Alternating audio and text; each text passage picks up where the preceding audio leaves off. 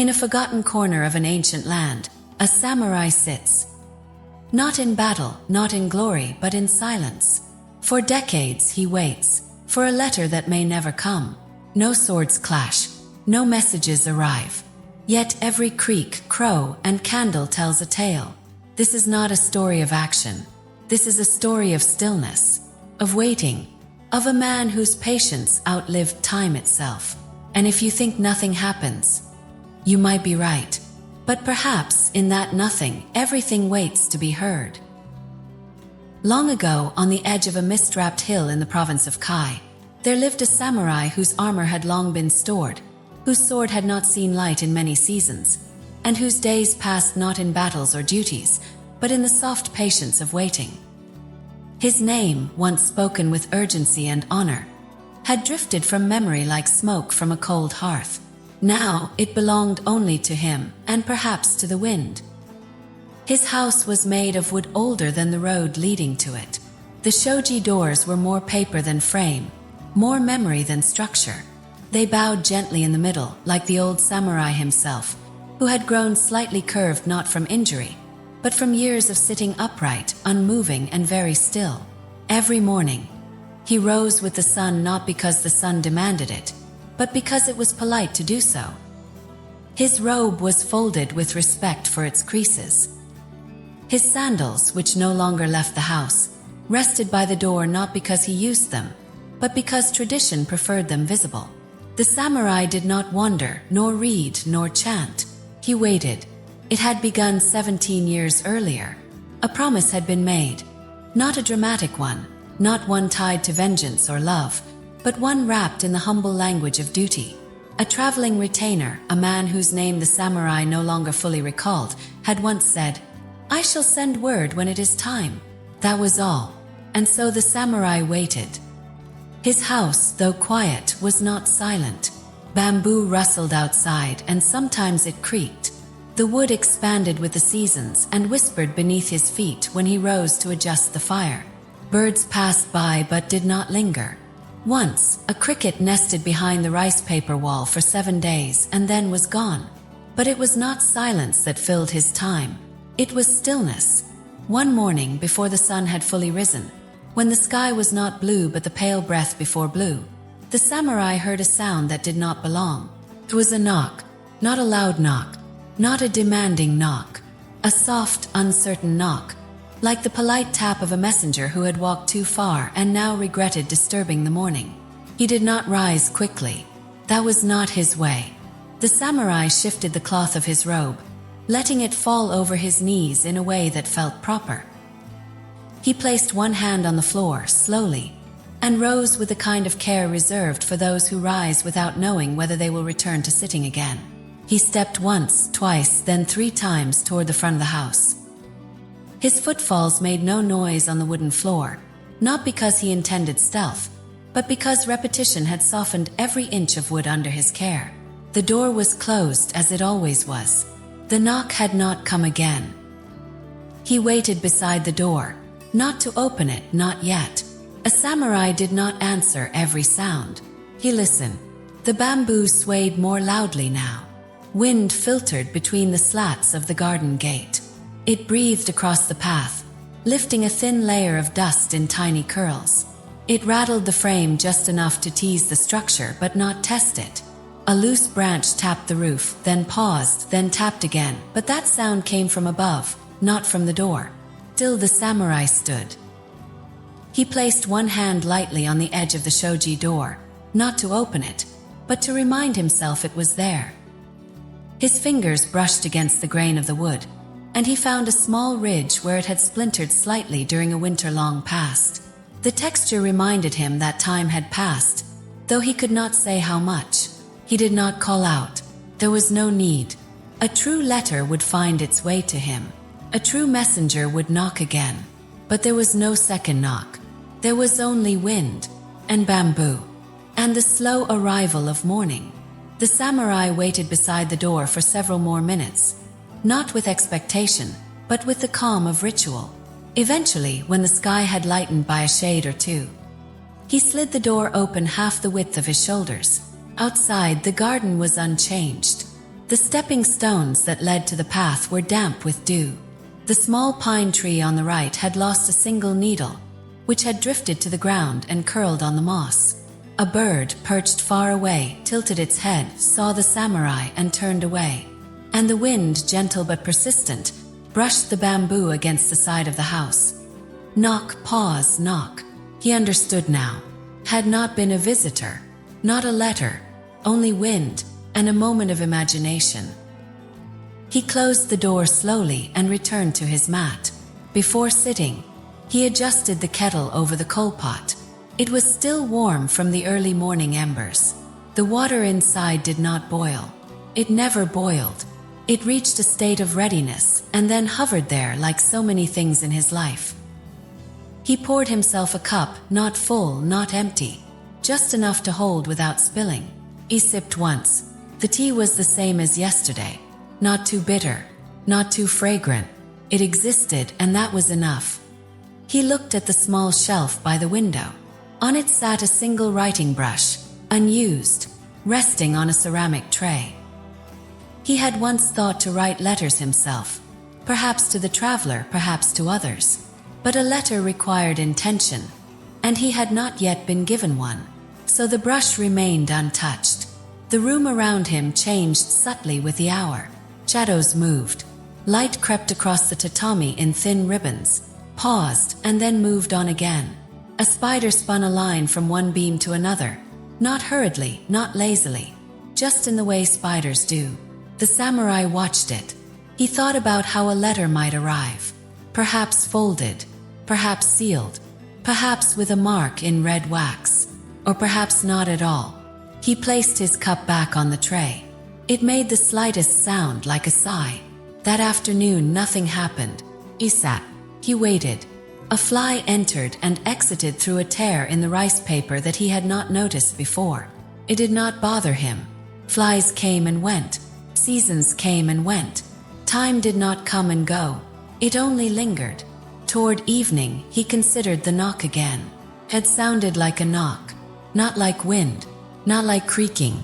But then again, many things sound like many things when one has listened long enough. The mind, after a decade or two of stillness, begins to find stories in silence. But this was not a story. This was waiting. He did not need to explain it. Not to himself, not to the trees, not to the sky. A letter, once promised, must either arrive or not arrive. His only task was to wait. That was what had been asked of him. And he did not ask for more than what was asked. That night, the wind picked up again. It knocked in the same way. But this time he did not rise. He had already answered it once. The bamboo would knock again tomorrow. The promise might not. And still he waited. The sky had barely lightened when the samurai opened his eyes, though whether he had truly slept or simply paused his thoughts for a time could not be known. The mat beneath him had warmed slightly from his body, and the blanket, folded at the edge with perfect corners, remained untouched. It was not a cold morning, though the air held a faint stillness, as if the trees themselves had chosen not to move yet. He rose as he always did, carefully, slowly, and with the posture of someone who no longer rushed toward anything. His knees cracked, but not loudly, and his hands pressed into the mat just enough to lift his body with balance. No groaning, no sighs. Just motion, deliberate and consistent. Near the doorway, resting on a cedar chest polished smooth from years of gentle use, sat his robes. There were two. One was thin, made of softened cotton dyed with the muted grays of river stones. It folded with little resistance and hung lightly from his shoulders when worn. The other was slightly thicker, not heavy, not coarse, but made with an extra layer of stitching near the hem. It gave a sense of mild substance. Neither robe was formal, but both were treated with quiet respect.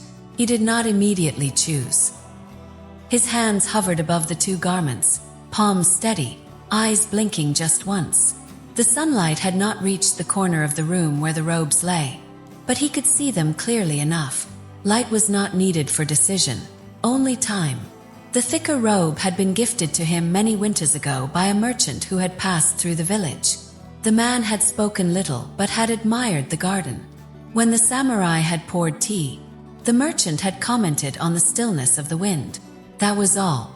Before leaving, he had left the robe behind with no note and no ceremony. The samurai had worn it 3 times since.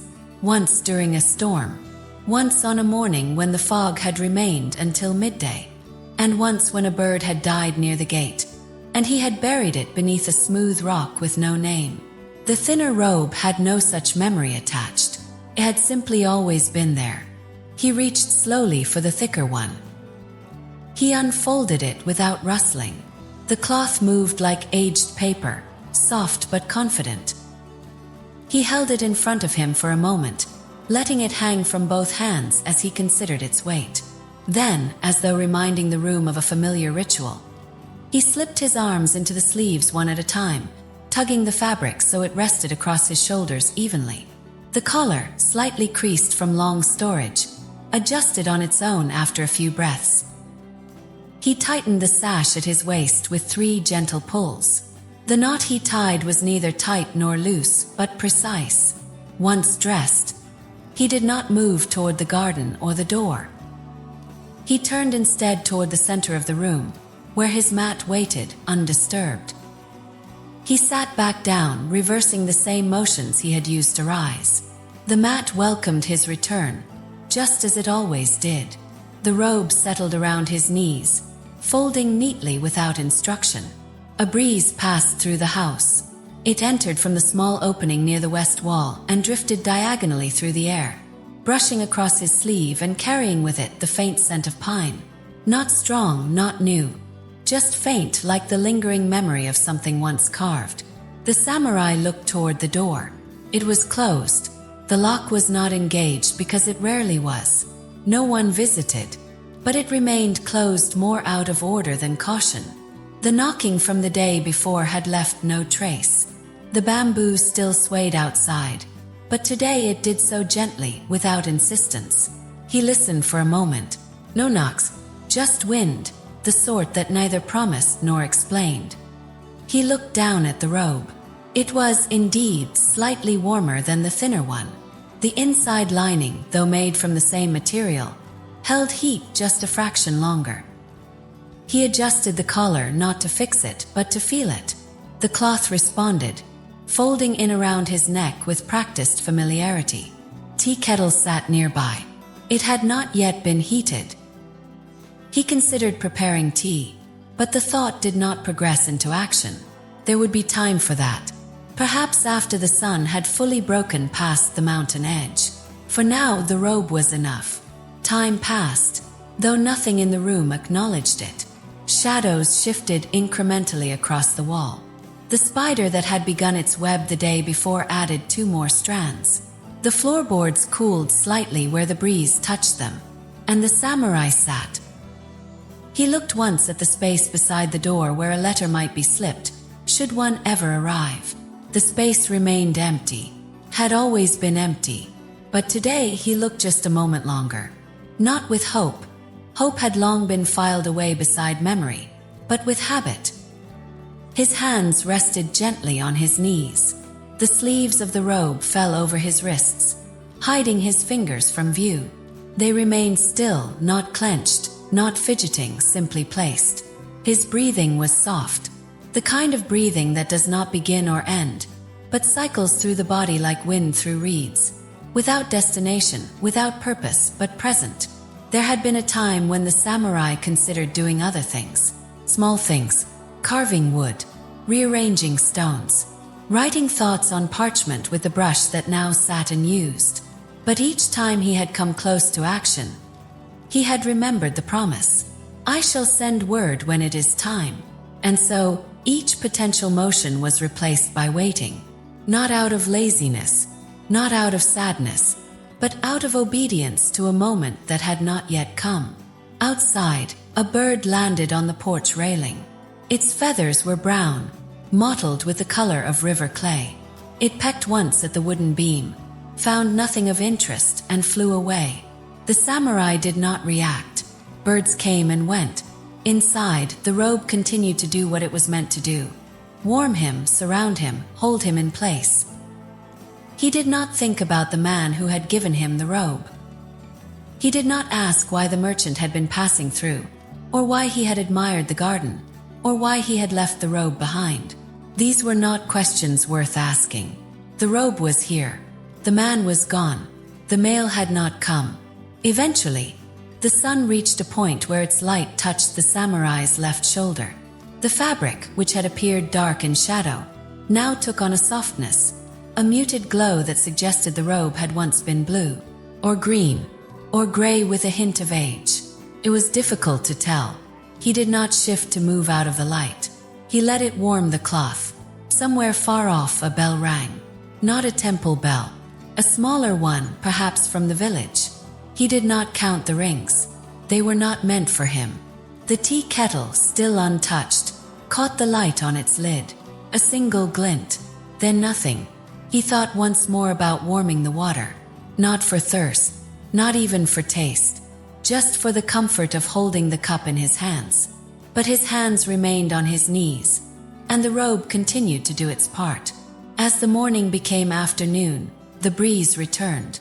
This time, it entered more quickly, pushing a fold of the robe slightly upward.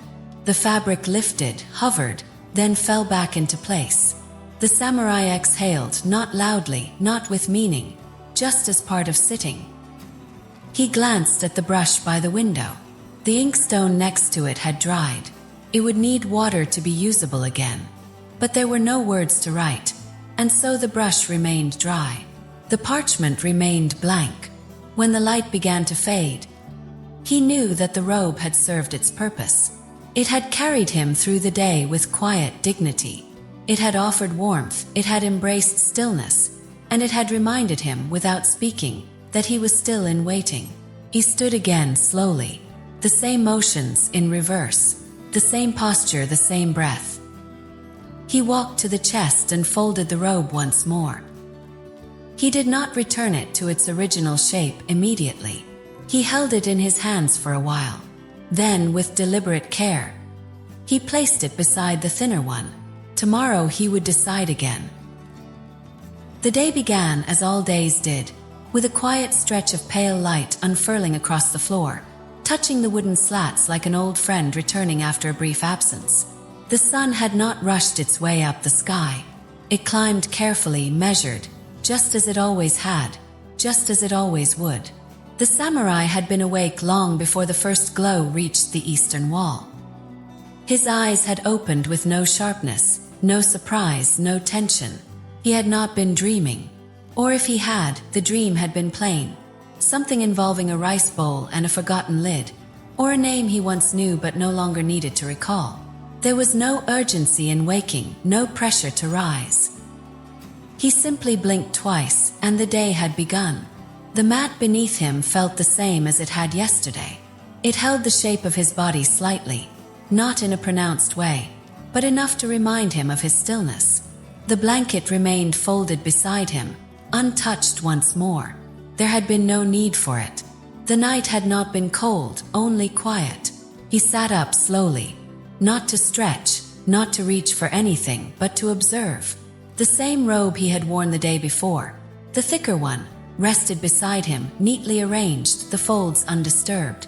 He would choose again later. For now there was time. His gaze fell across the room, sweeping over familiar corners and shadows. Everything was where it should be. The ink brush by the window. The ceramic teacup turned upside down on its tray. The narrow line of dust along the far baseboard, which had grown longer by less than the width of a finger. And the floorboards, quiet and long-suffering, lay beneath it all. He shifted his weight, leaning forward just slightly to adjust the position of one leg. And that was when it happened. Creak. It was not loud. It was not sharp. But it was unfamiliar. A floorboard had made a sound. That in itself was not surprising. Old floors often spoke. They expressed themselves softly with the language of age. Groans, sighs, gentle snaps. But this sound had not come from the usual place. It had not come from the loose slat near the hearth, nor from the spot by the garden door that bowed ever so slightly with dampness. No, this creak had come from somewhere else. Slightly to the left, slightly farther back. The samurai froze, not in fear but in consideration. He tilted his head. The sound had been real. He was sure of it. Not imagined, not remembered. A floorboard had creaked differently, slightly, not dramatically, but enough. He pressed his palm gently into the floor. The wood beneath him was steady, solid. The silence returned, but now it had shape. A before and after. A moment had passed. Something had occurred. And now it was gone. He considered the meaning of this creak. In his younger days, when he had trained in courtyards with gravel paths and shouted commands, such a sound might have meant something more. An intruder, a messenger, a shift in weight behind him. But that life was long behind. Here, in this place of waiting, a sound meant only what one allowed it to mean. Still, he thought, perhaps it was a sign of what he did not know. Perhaps a change, perhaps a beginning, or the subtle approach of something long delayed. It might be that the floor, like the rest of the world, had grown tired of waiting and had decided, in its own soft way, to acknowledge time's slow turning. He stood slowly as he always did. The robe was not yet on his shoulders. He walked across the room without it, his feet bare, his steps quiet. Each step was measured, one after the other. The floor beneath him responded as expected. Faint groan here, dull click there. He passed over the known spots, the ones whose songs he had memorized through years of repetition. Then he paused. There it was. Not a full creak now, but a subtle shift, a sigh beneath the surface. A board, previously silent, now whispered underfoot. It was the fifth slat from the northern wall, slightly darker than the rest, with a knot in the grain that resembled a fish's eye. It had never made a sound before. Or if it had, he had not heard it. Today it had spoken. He pressed down again. Creak. Hello. Almost reluctant. He knelt beside it, gently placing his hand on the wood. The board was smooth, worn from time but not cracked. He ran his fingers along its length. No gaps, no splits, just the gentle rise and fall of old timber breathing in the morning air. He stayed there for a while. It occurred to him that this change might be tied to something beyond the floor. The wind, perhaps, had shifted its direction. The weather, too, had grown slightly heavier with moisture. Or perhaps the soil beneath the house had settled, pulling the frame a fraction inward, forcing the board to realign its voice. He did not try to fix it. There was nothing to fix. The sound was not unpleasant. It had merely announced itself. He sat beside the board. Not over it, but close enough to feel its presence. His knees folded beneath him. His hands rested lightly on his lap. He listened. Nothing. Then, after a moment, the board creaked again. Less than before, but enough. He thought again that it might be a sign. He had waited a long time. Years had passed. Seasons had spun around him in their quiet rotation. Perhaps the floor knew something he did not. Perhaps the letter was coming. Or perhaps not. He looked toward the door. It remained closed. He rose once more, walked to the chest, and selected the thinner robe today. The one made for days when the air felt uncertain. He dressed as he always did, slowly, one sleeve at a time. The sash was tied without needing to look. The fabric settled around him like mist. He moved through the room again, passing over the creaking board. This time it made no sound. He prepared tea. The kettle had cooled overnight. He added water. The fire beneath it was small, enough to warm but not to boil. The steam rose quietly. He poured the tea into his cup and returned to the mat, sitting with the robe pulled lightly around his ankles. He sipped. The tea was neither strong nor weak. It was appropriate. The wind moved outside. He listened. The floorboard did not creak again. He considered that perhaps he had imagined the sound. But he knew he hadn't. It had happened, once, perhaps twice, and then not again. He looked at the wall where the shadows had begun to climb upward with the passing sun. The day was shifting. He had shifted with it. The creak had come and gone. Was it a sign? He decided it was not. And yet, something in him remained alert, less like the sharp awareness of a warrior and more like the gentle stirring of a leaf before falling. It was not urgent. It was simply present. Even uneventful lives have moments of notice. He drank the last of his tea. The cup made a faint tap as he placed it down. He sat in silence. He would not step on the creaking board again today. Once was enough. Tomorrow, perhaps it would creak again. Or it would not. It had changed, and then it had stopped changing. Like everything else, he watched the light fade slowly. The door remained closed. The mail did not come. He waited. The morning sun did not rise with intensity. It climbed the sky with the pace of a scholar opening an old scroll. Carefully, slowly, with long pauses between gestures. The shadows on the floor shifted from one side to another, not in leaps, but in deliberate, stretched movements. Outside, the wind touched the surface of the pond without disturbing the reflection of the pine trees. The day had begun. The samurai had already been awake for some time. There had been no dreams, only rest. Not a deep rest, not troubled. Just the kind of waking that follows a quiet night and continues with no sharp difference between darkness and light. He sat in the same position he had the evening before, the thinner robe still wrapped loosely around him. It had not been folded or removed. It remained on his shoulders, performing its task. He listened to the sound of air moving across dry grass. It made no sound worth remembering. But he listened anyway. That was the way his days unfolded. Not in tasks, but in awareness. He noted the small, invisible shifts in temperature. The slight stretching of old beams as the house absorbed the sun. The hollow note of a single drop of water falling from the eaves onto the stone below. And beyond that, he listened for something else. It had not come yet. He looked once again toward the small wooden box he had left near the entrance. It was not a mailbox in the usual sense.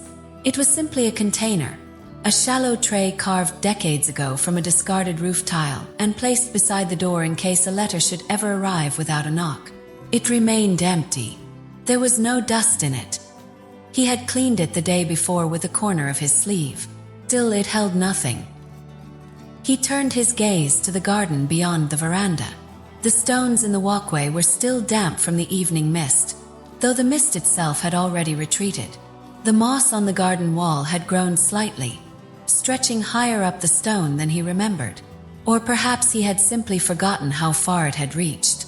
Then came the sound, not loud, not abrupt, a gentle flutter, the sound of wings, light but certain.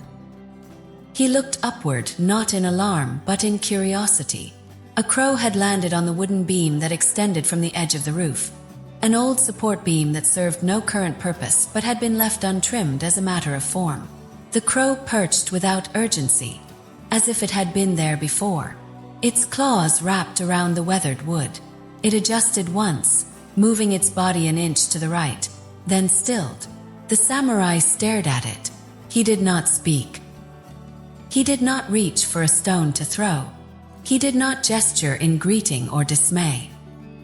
He simply stared, as one might stare at a tree that had always been there but had never demanded attention. The crow blinked. Its feathers were not clean, not filthy, but unkempt in the way birds appear after long flights across familiar places. Its eyes did not shine with any particular sharpness. Its beak had a slight chip on one side. It was not majestic. It was not noble. It was simply a crow. The two remained like that, man and bird, for some time. The wind moved once or twice between them, causing a feather on the crow's neck to lift slightly before falling back into place. The samurai did not look away.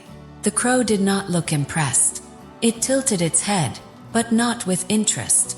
It looked to the left, then the right. It opened its beak slightly, but no sound came out. Did not caw, did not croak, did not call. Then it looked at the samurai.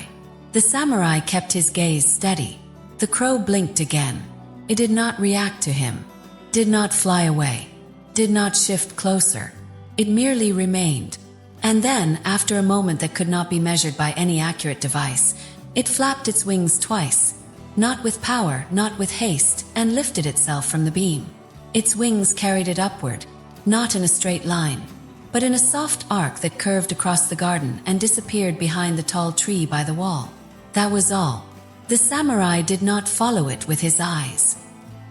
He returned his gaze to the floor, where a sliver of light now illuminated the small mark in the grain of the wood, one he had seen thousands of times before but had not thought about until now.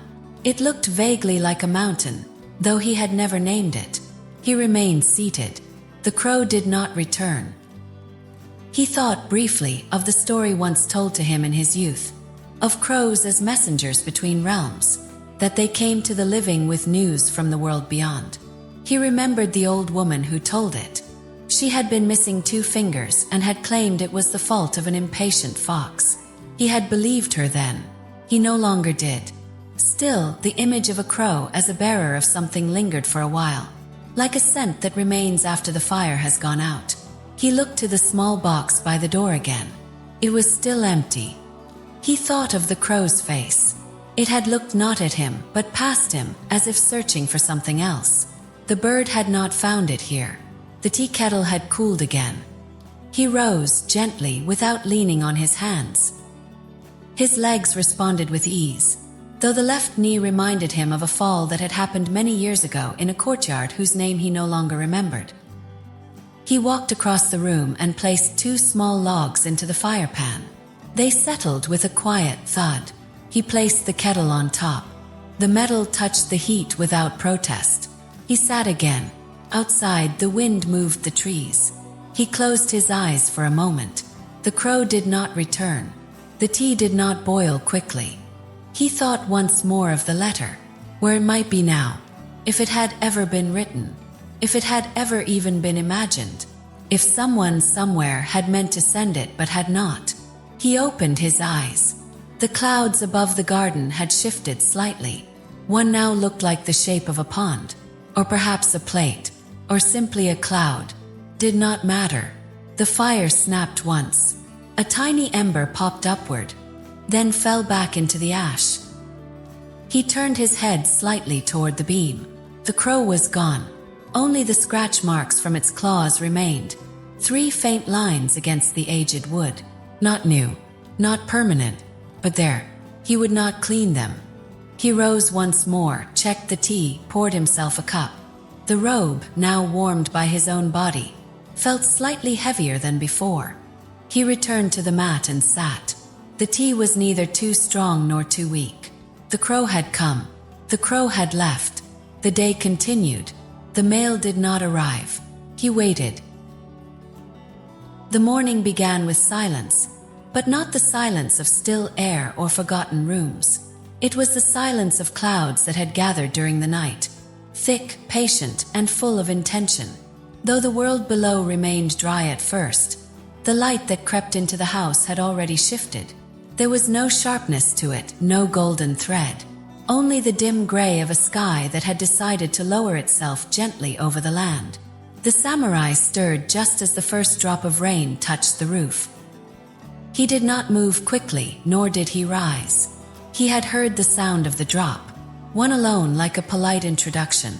It struck the wooden eave with a soft, rounded note and was followed by nothing. Not right away. Only after a long pause, a second drop fell. Then a third. By the time he sat upright, the pattern had formed. The rain had begun. He looked to the side where the paper wall met the edge of the veranda. A thin line of moisture had started to collect there. Not yet enough to bead or fall, but enough to darken the edge of the wood. It spread slowly, without clear direction, obeying the grain of the boards as it seeped along the surface. The wind had not yet joined the rain. The air was still. He remained seated for some time. When he rose, he did so to listen better. The roof collected the rainfall in a rhythm that was both uniform and varied. The tiles, arranged long ago by hands he never met, now performed their duty with the precision of monks at morning prayer. Each drop landed with purpose. The runoff traced lines through channels worn over years. And then, with a grace known only to time, it gathered at one point. the edge of the roof above the main step. There a single droplet fell. It was not special, did not leap or splash. It simply descended, obeying gravity and routine. It struck the same stone as the drops before it, a flat gray stone that formed the first of 3 steps leading to the garden path. The samurai watched it, and then another drop followed, then another. He did not count them aloud. He did not mark time by the hour, but somewhere within him, he began to understand the pattern. Every few seconds, another droplet struck the same exact spot, the same radius, the same sound, a soft tap, not too high-pitched, not dull. It was a sound that announced itself without demanding attention, but he gave it attention anyway. He took his place beside the open panel of the house. He did not step onto the veranda. The wood there was already slick, and there was no reason to stand in the wet. Instead, he sat just close enough to hear clearly. The drop continued. He folded his hands in his lap and stared not at the falling water, but at the stone itself. He knew the stone well. It had sat there since the house had been built.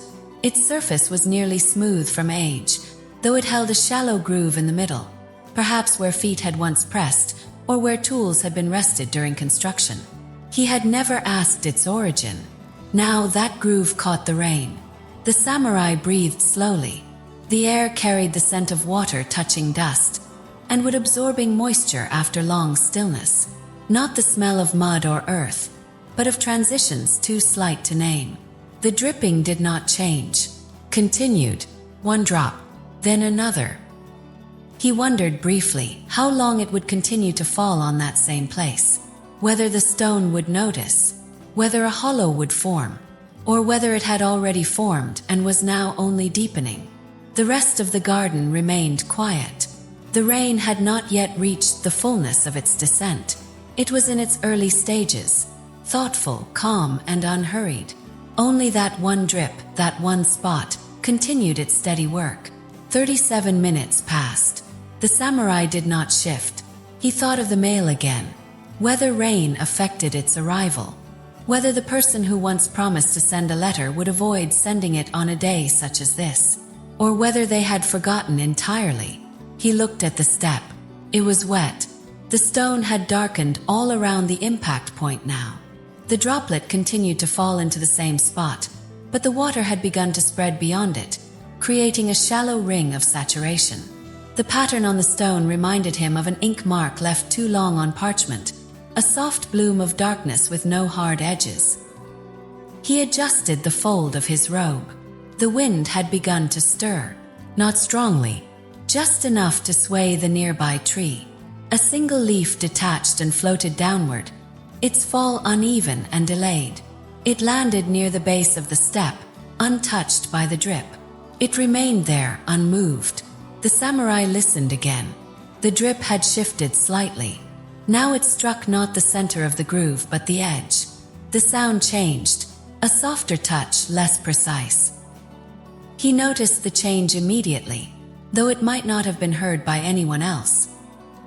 He considered moving the small wooden rain diverter he once used during heavier storms, but decided against it. There was no need to intervene. The water would find its own path. He turned his head and looked at the garden stones. The stepping path leading away from the house glistened now, though it was not yet slick. The rain had begun to touch each surface evenly. The moss on the far wall had grown darker, richer in color.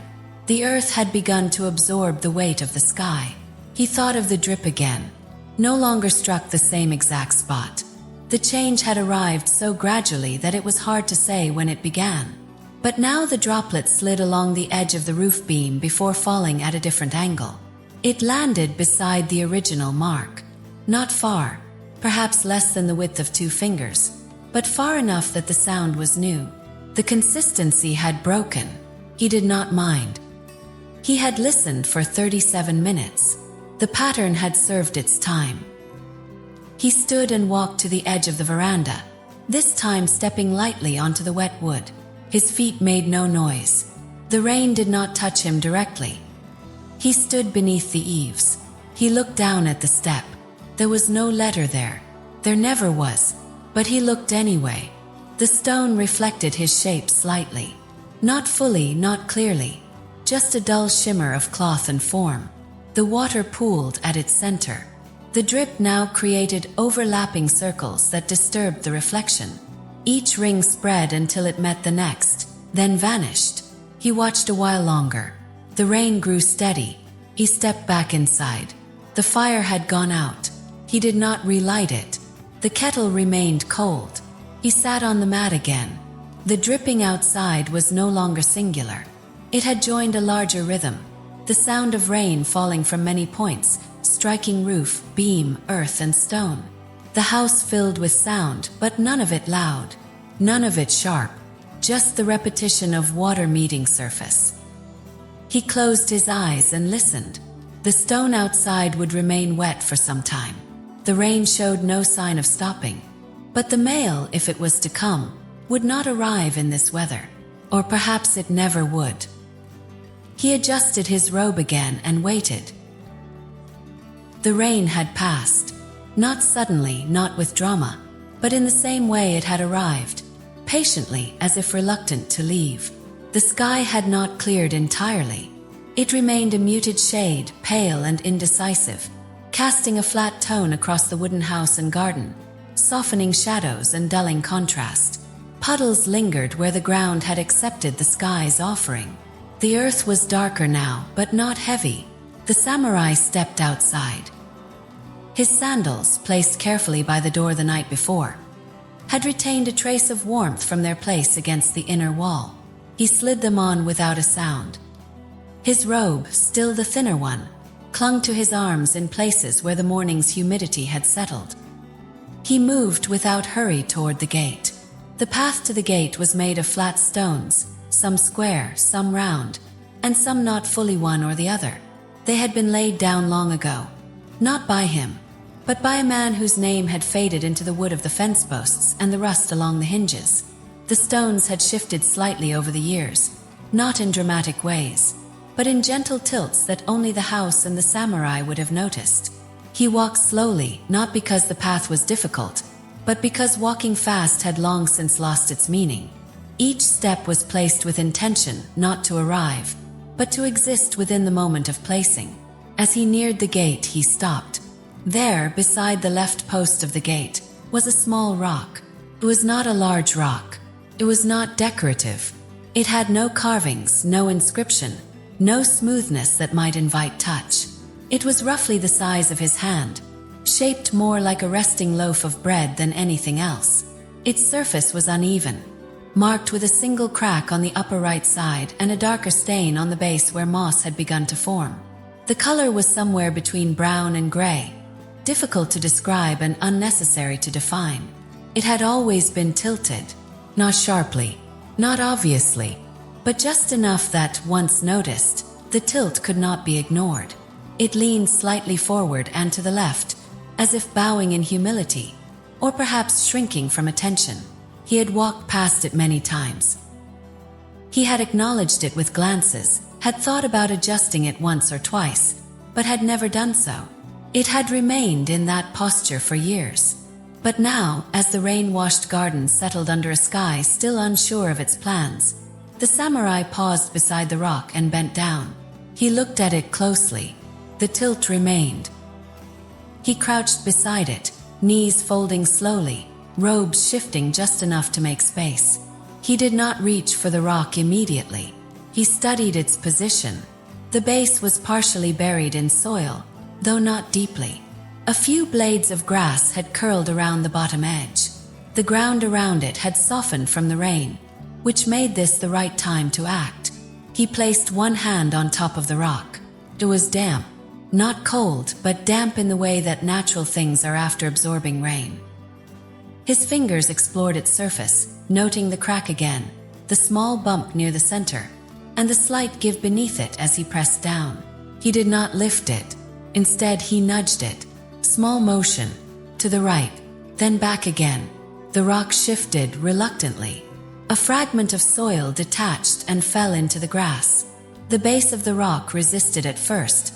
then settled again as he adjusted the weight and angle. He rotated it slightly. Not fully, not enough to alter its identity, but just enough to change the direction of its lean. He paused, looked at it. It was still tilted, but less so. He sat back onto his heels, hands resting on his knees now, watching the rock as if waiting for it to respond. Did not. It remained in its new position, unbothered, offering no sound, no resistance. A few drops of moisture slid from its edge and disappeared into the soil. He stood up. The shift was small, barely noticeable to someone who had not lived there. But he knew. The rock had been repositioned, not perfectly upright but closer to it. It now leaned only slightly, no longer toward the gate, but slightly inward, as though reconsidering its former position. He did not expect gratitude from the rock, nor from the gate, nor the soil, but he allowed himself one slow exhale as he stepped back. The gate beside him creaked faintly, had not moved. The sound had come from the iron ring latch, which had loosened in the damp. He reached out and tapped it gently with one finger. It settled again. The path back to the house looked the same, but he knew the rock was now different. He had changed it, not dramatically, but undeniably. As he walked back, he considered that maybe this was the only task that could be done today. There was no mail to retrieve. The letter, if it existed, was not arriving with the damp breeze. No new footprints marked the earth. The small wooden tray by the door remained dry, undisturbed. Still, the rock had been adjusted. He stepped back into the house, removed his sandals, and placed them precisely where they had been. The cloth of his robe clung to his legs slightly more than before. He folded it at the waist and sat on the mat once more. Outside, the wind moved through the trees with a familiar voice. Not insistent, not new, just present. He poured tea, though it had cooled. The kettle had been prepared earlier but left to rest without flame. Tea was not hot. It was warm enough. He sipped once. The rock remained where he had placed it. He considered whether it might shift again on its own, whether the rain would return and soften the soil again, whether the next strong gust might nudge it back into its old position. But he also knew that it might not. Sometimes a small adjustment holds. He rested his hand on his knee, fingers curled inward. He thought of nothing in particular.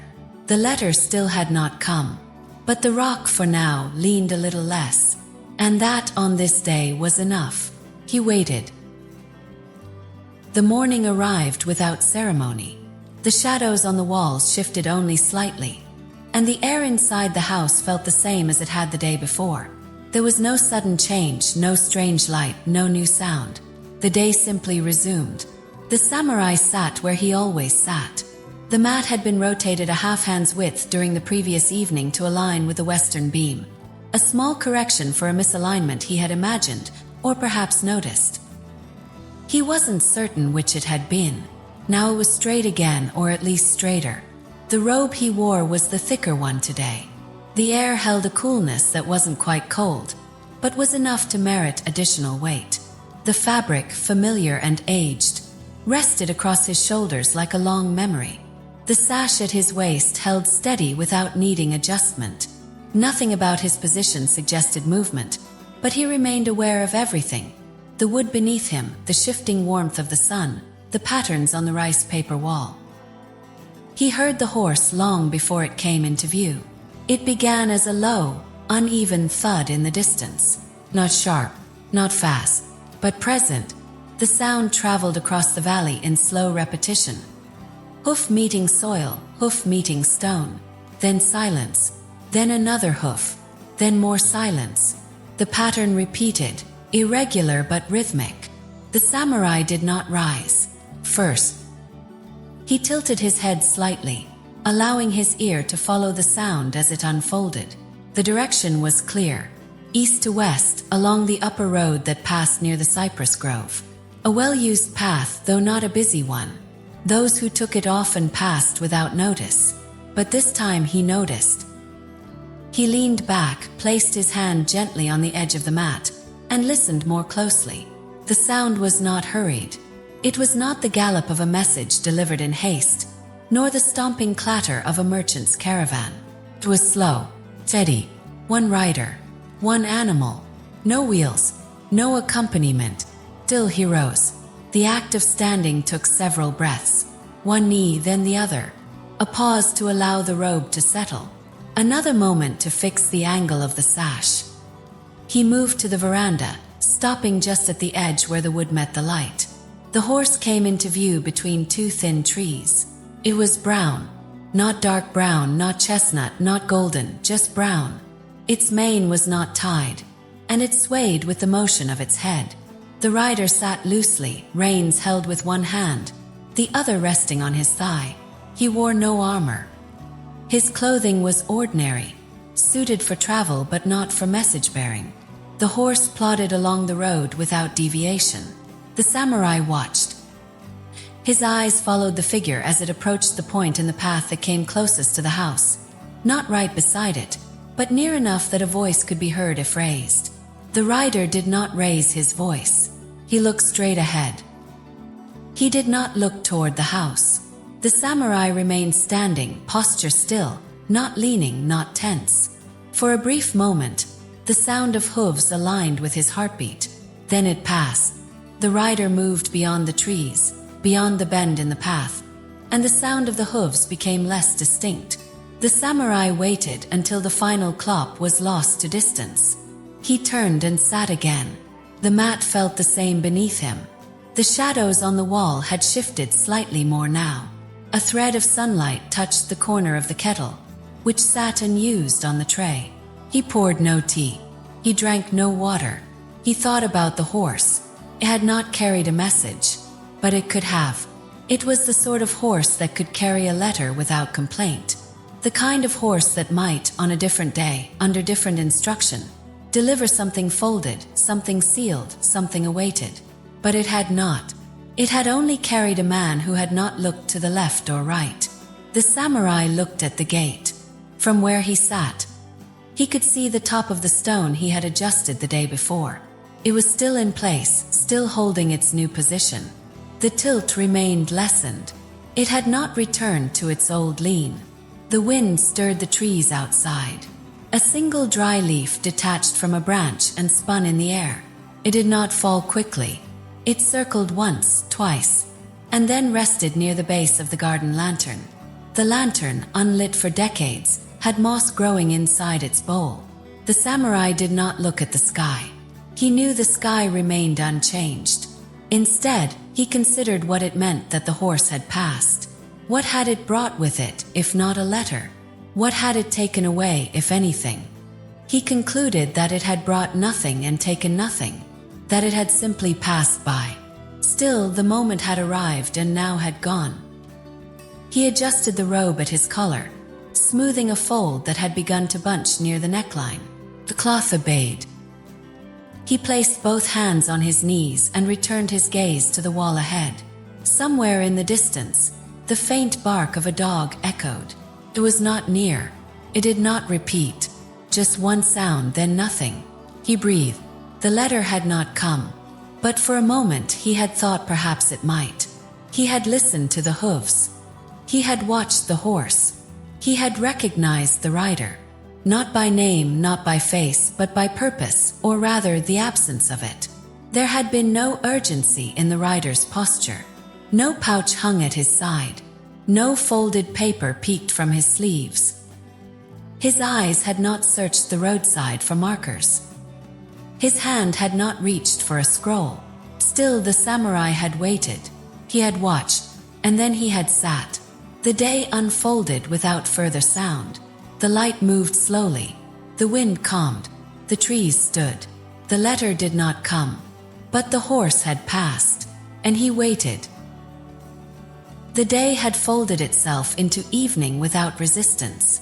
There had been no sunset worth remarking on. The sky had not changed color dramatically, nor had the wind carried any new scent to announce the end of day. It had simply happened, as it had so many times before. Inside the house, the light receded gradually. The corners of the room darkened first, then the ceiling, then the space beneath the shelves. The mat on which the samurai sat became less distinct around its edges. The outlines of the kettle, the small tea tray, and the ink brush by the window softened. No shadows sharpened. No lamps had been lit.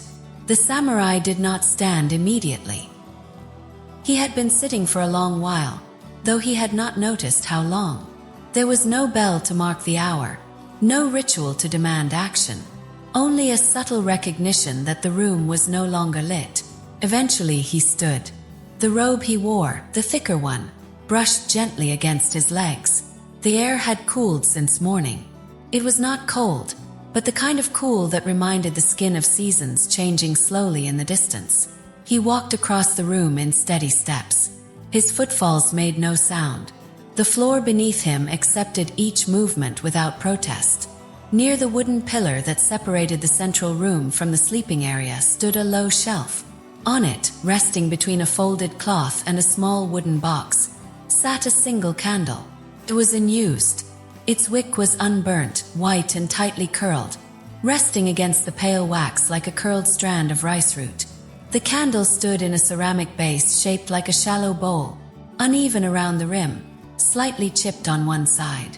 The samurai reached for it. He carried it to the center of the room and placed it in the small hollow carved into the floorboards long ago for this exact purpose.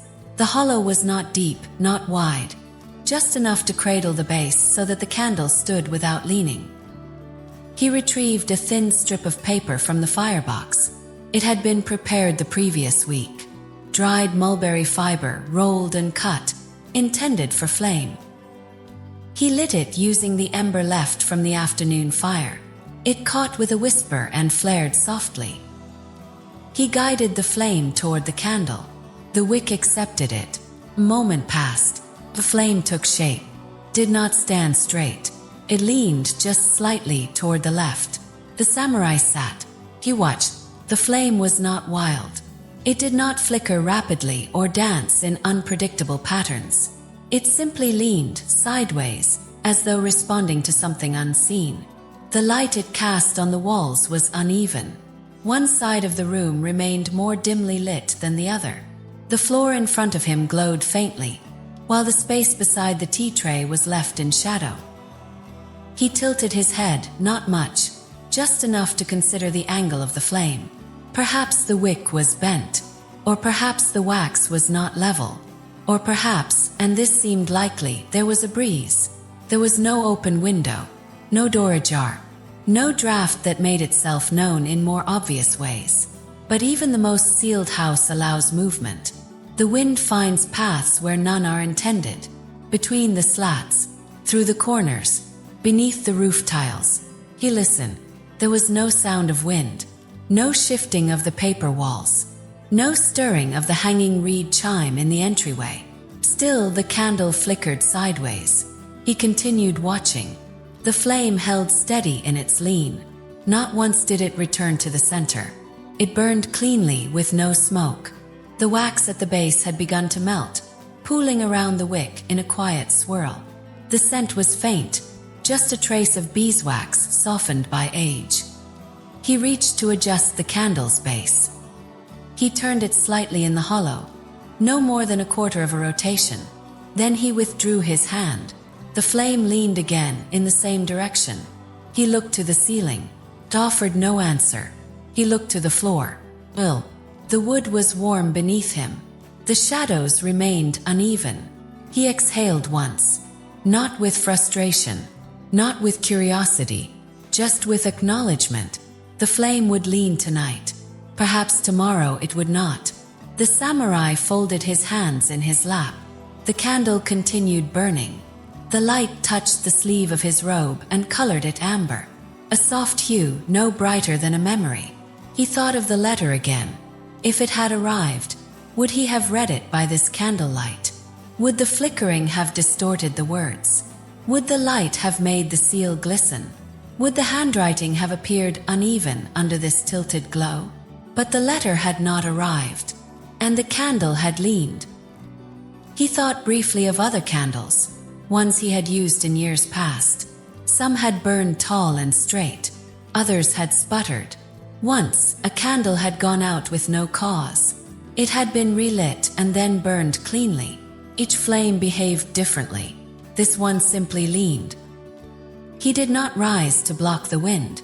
There was no clear source to block. Perhaps the world simply leaned today.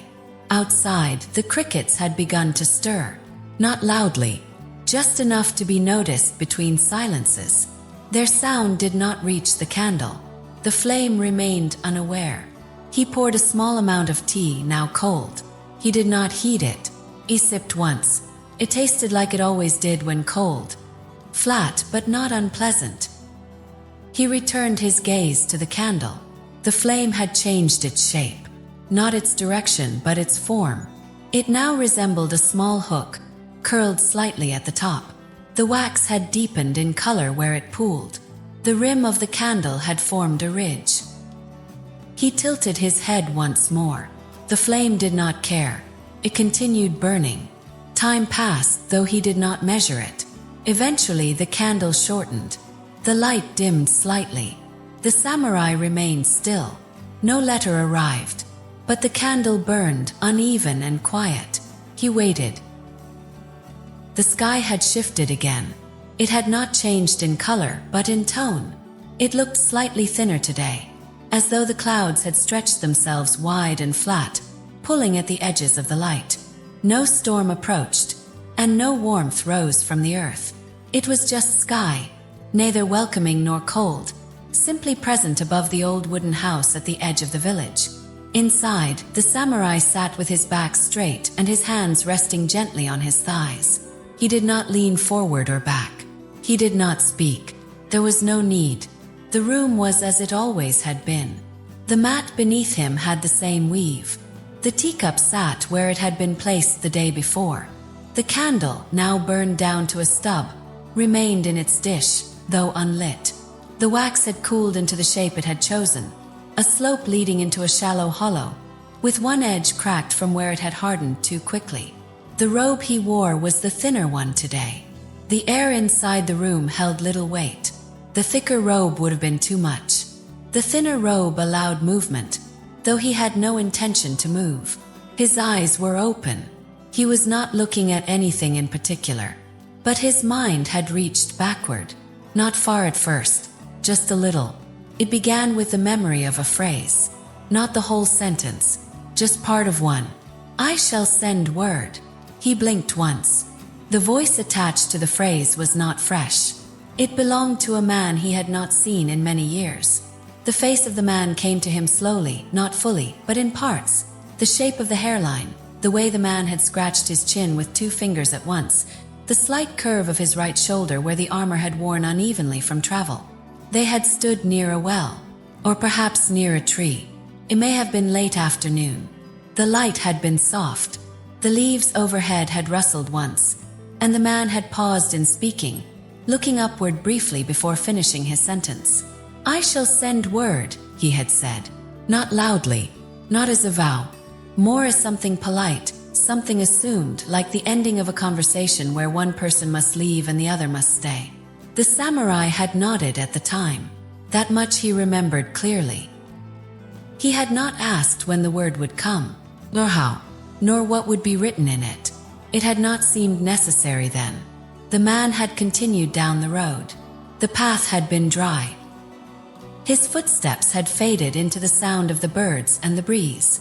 There had been no farewell ceremony, no bow, no lingering look, just the sentence, just the phrase, just the promise. "I shall send word." The samurai let the memory unfold at its own pace. He did not force it. There was no need to rush the remembering. Time had long since allowed such things to resurface gently.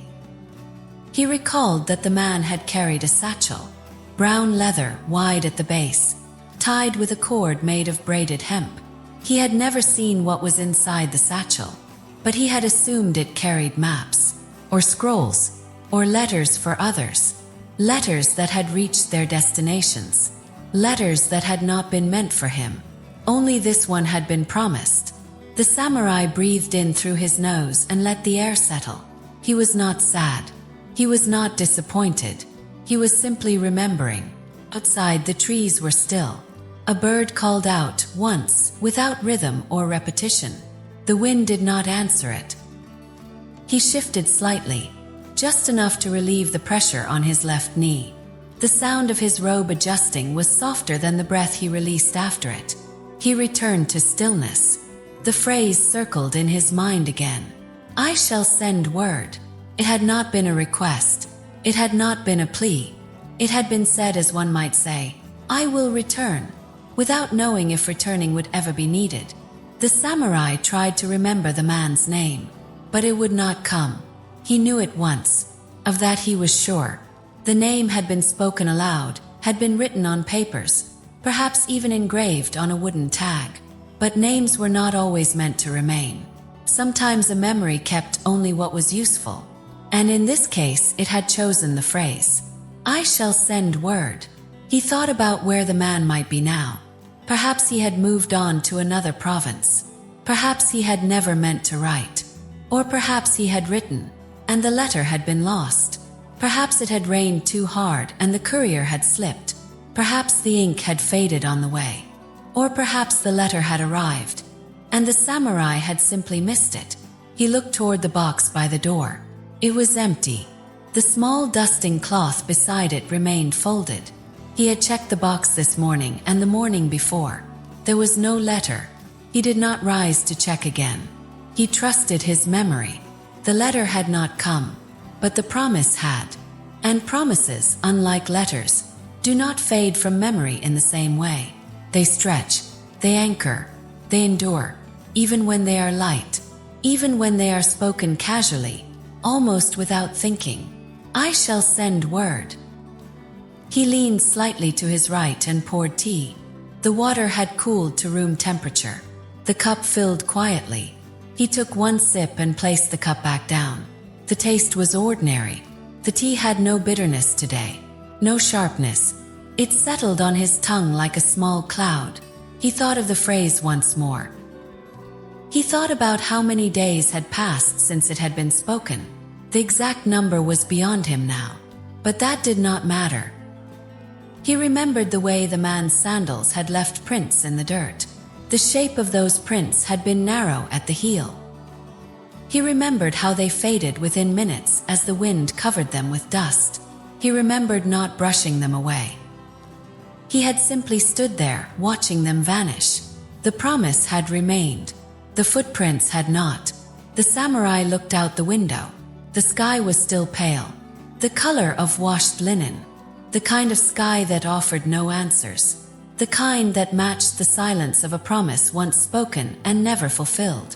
Still he waited, not because he expected, but because he remembered. The morning air carried with it the subtle edge of seasonal shift. It was not autumn yet, but the scent had begun to change. The trees near the boundary of the garden had started to speak in a different tone. Not louder, not softer, just altered in a way that was difficult to define. The wind passed between their branches with a hush that suggested the leaves had loosened their grip, ever so slightly. The samurai sat on the veranda, knees folded, hands resting palm down upon the wooden floor. The robe he wore was the thinner one, though with an additional layer beneath. It was the sort of morning that asked nothing but patience from the body. The breeze did not chill, but it invited awareness. The sky above was a color that did not yet belong to any season. A muted blue tinged with a suggestion of something that would later become gold. The floor beneath him was smooth, not polished, just well-worn. The wood had long since given up its resistance to age, and now embraced the touch of time without complaint. The planks beneath him creaked only when they felt like it, and today they did not feel like it. His gaze moved slowly across the garden. He was not looking for anything in particular. The stepping stones, the low wall, the small pine tree leaning slightly to the left, all remained as they had for months, if not years. The stone lantern sat half-shadowed in its usual place, moss around its base darkened by the rain from 2 nights ago. The branches above swayed with no urgency. A single leaf, not large, not particularly bright in color, had begun to loosen. It detached from its branch with no ceremony, drifting downward in a series of calm, precise movements. It did not twirl or spin. It simply floated, descending slowly through the stillness, its edges catching the light in quiet pulses. The samurai's eyes followed it. The leaf was from the maple nearest the gate. He had seen many fall from it before. Some had landed on the stones. Others had caught in the shrubs. Most turned gently in the air and landed on their sides, or curled or flat against the earth. But this one landed differently. Landed upright. Its stem touched the ground first, and the body of the leaf remained upright, perfectly vertical, balanced in a way that felt improbable. Stood there still. The samurai nodded once, gently. Not in amazement, not in recognition, just in acknowledgement. It was rare for a leaf to land that way. He did not rise. He did not lean closer. He simply continued to sit, watching the leaf as it stood, motionless, like a figure paused in thought. The wind passed again. It was a quiet wind, not enough to stir branches, not enough to cause dust to rise, but enough. The leaf trembled. It did not fall immediately. Shook, leaned slightly, recovered, then leaned again, and then it fell over. It landed on its side, edges up, stem hidden beneath its own weight. It was no longer upright. The samurai did not react. The leaf had been upright, and now it was not. This too was part of the day. He let his gaze drift back to the stones, the moss, the base of the pine. Nothing else had changed. The sound of a bird nearby reminded him that it was still morning. He thought of the leaf.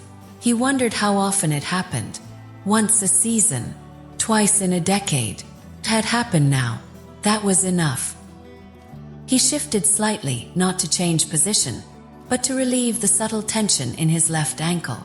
The robe settled again against his legs, and the wooden floor beneath him remained warm from the early sun. He considered standing, then decided against it. The leaf, no longer upright, would not stand again. There was nothing to investigate. No letter had arrived. No footfall had disturbed the path. No crow had returned to the beam. But a leaf had landed upright. Briefly, he looked once more at the garden. There were other leaves, some still clinging, others already fallen, none upright. He closed his eyes, not to sleep, but to hold the image, the balance, the fall, the moment of standing. He opened his eyes again and looked at the door. Still closed, still quiet. No knock had come, no rustle from the path. He let his breath rise and fall. A leaf had stood, for just a moment, then it hadn't, and the world continued. He waited. The morning had already come, and the light had shifted twice. Once from the pale stillness of pre-dawn to the silver gray of early brightness, and then from that into the softer glow that signaled the steady middle hours. No clouds marked the sky. No birds gathered in any remarkable number. A single moth rested beneath the eaves, unmoving since dawn. Inside the house, the samurai sat without tension. His legs folded beneath him in the same position they had learned many years before. The mat supported him with familiarity. He did not lean, nor did he fidget. The robe he wore, the thinner one today, had fallen into the precise shapes it always seemed to form around his arms and knees. In front of him sat the tea tray. The cup, round and plain, carried a faint discoloration on one side, a worn shadow left behind by years of use. The clay was unglazed at the base. It balanced without wobbling. There was no steam rising from its contents. The tea had been poured earlier, when the kettle was still warm from the morning fire. It had since cooled. The samurai lifted the cup. He did not look into it. He did not swirl it, or sniff it, or weigh it in his hand. He simply lifted it, slowly and steadily, and brought it to his lips. Tea was warm, not hot, not cold, somewhere in between. A temperature that neither startled nor comforted. Simply was. He took a single sip, then lowered the cup. He did not set it down. He held it lightly in his right hand, allowing the liquid inside to settle again. He did not glance toward the kettle. He did not reach for more leaves. There was no second pot waiting to be poured. No companion beside him to offer another cup. There was just the one. He stared ahead, not at the wall, not at the tray, but somewhere between. A strand of hair brushed his forehead. He did not push it aside. The room made no noise, no creaking, no tapping. The only sound was the faint touch of wind against the reed curtain outside. Even that came and went like a thought, barely present, easily forgotten. He lifted the cup again. Another sip. Still warm, still quiet, still exactly what it had been a moment before. He set the cup down this time, carefully, without sound. The rim met the tray, and the tray accepted it without complaint. He did not reach to refill it.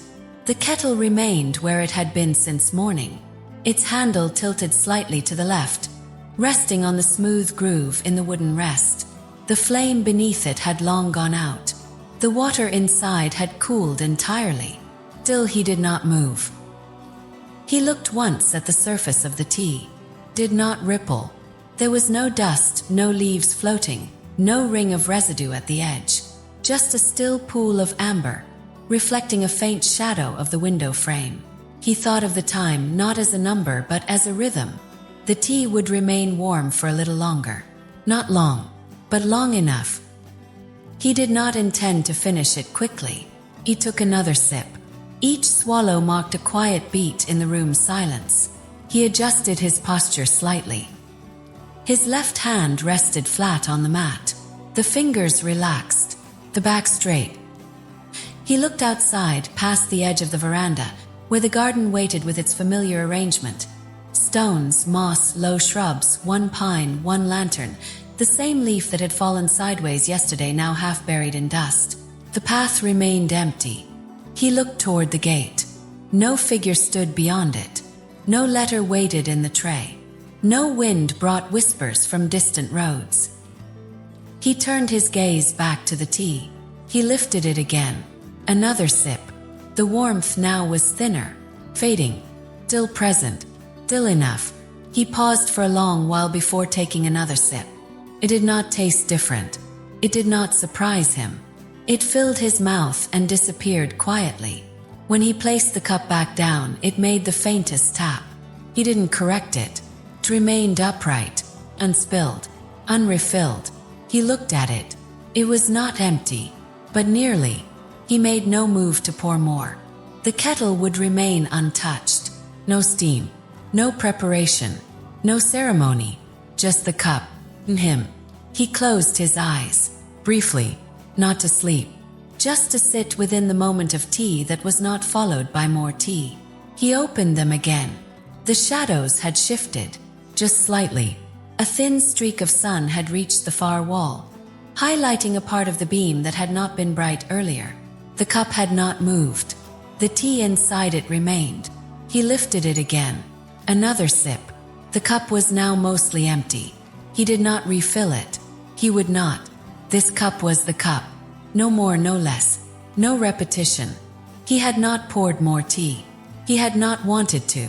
He had only wanted this single cup, with no need for the next. The letter still had not come. He had not expected it to arrive today. Still he had sat. Still he had sipped.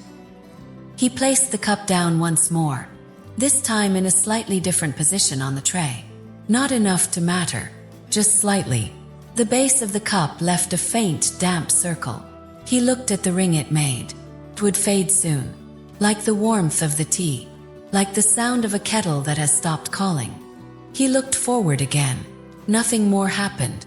He waited. The sun had moved past its highest point. Shadows no longer hid under the eaves but stretched themselves long and flat across the wooden floor, brushing up against the base of the far wall like tired travelers resting without need for sleep.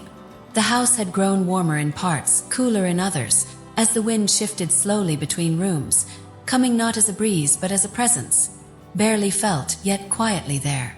The samurai sat where he often sat, near the center of the room, not exactly in the same place each day, but always close enough that the mat beneath him formed a shape in the woven reed that never quite flattened. His posture remained upright. His spine aligned in a way that suggested neither rigidity nor relaxation, but a kind of stillness born of long practice. His hands rested lightly on his knees. His gaze fell forward, unfixed and unsearching. The robe he wore was the thinner one, the same robe from the day before, and perhaps the day before that. The fabric was worn, not in a damaged way, but softened by age. Its weight, once slightly stiff, now conformed easily to the curve of his shoulder and the bend of his elbow. The color had faded, not evenly but gently, as if by agreement with time. At some point, he could not say when, he became aware of a thread.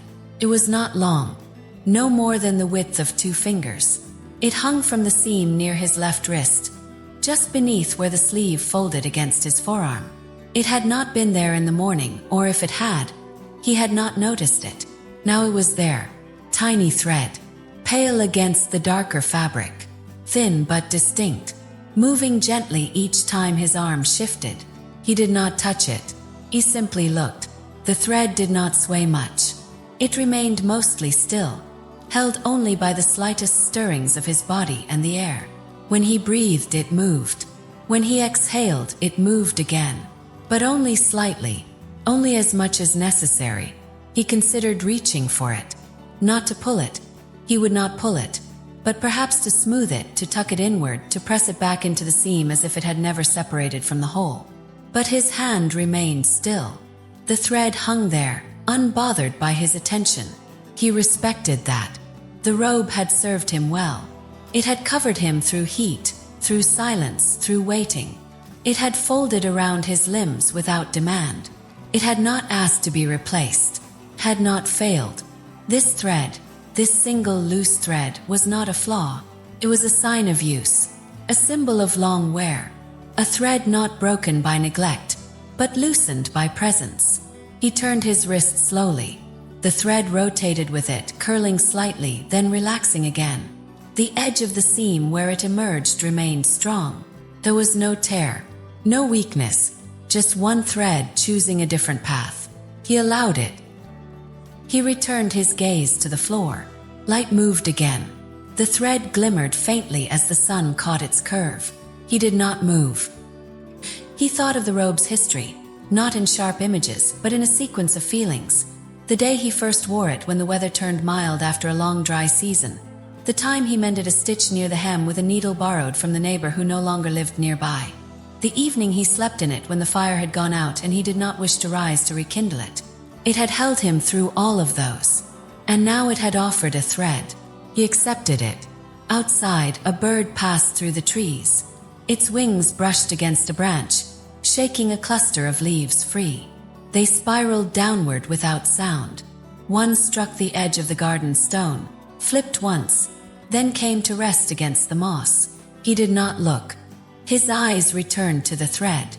Still present, still part of the robe. Not pulled, not dismissed, just there.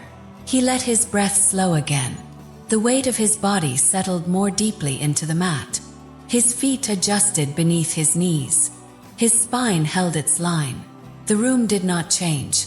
The robe did not shift. But the thread, small, delicate, and quietly honest, remained a presence he could not unsee. He did not mind.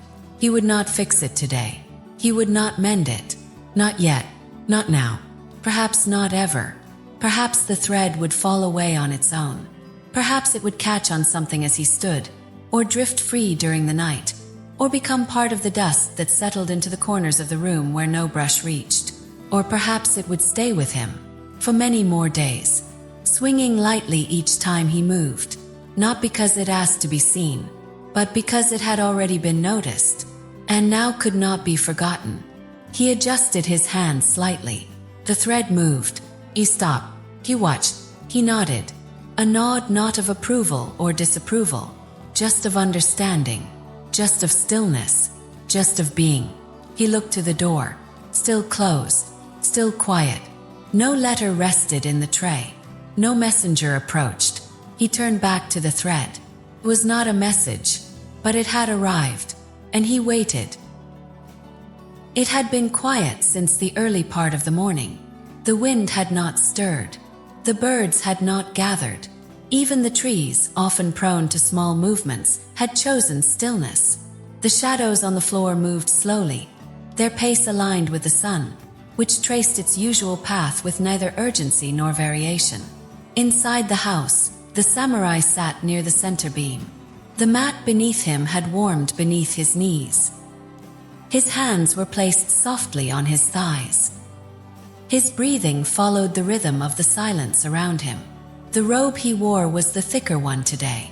A mild chill had entered with the morning light and had not yet left. The cloth wrapped around him without resistance. The thread he had noticed the day before had disappeared. Whether it had fallen or retracted into the seam, he did not know. He had not searched for it. Its presence had served its purpose. Its absence was accepted. He had not moved in some time. Then, without warning, came a knock. It was not a loud knock. It did not come with insistence. It landed softly, as though the hand that had made it had not been sure whether to knock at all. One tap, pause, then another. No rhythm, just presence. The samurai opened his eyes, though they had not been fully closed. He did not rise immediately. He waited. The knock came once more. Single tap, then silence. He placed his right hand on the mat beside him, pressed gently, and lifted himself slowly.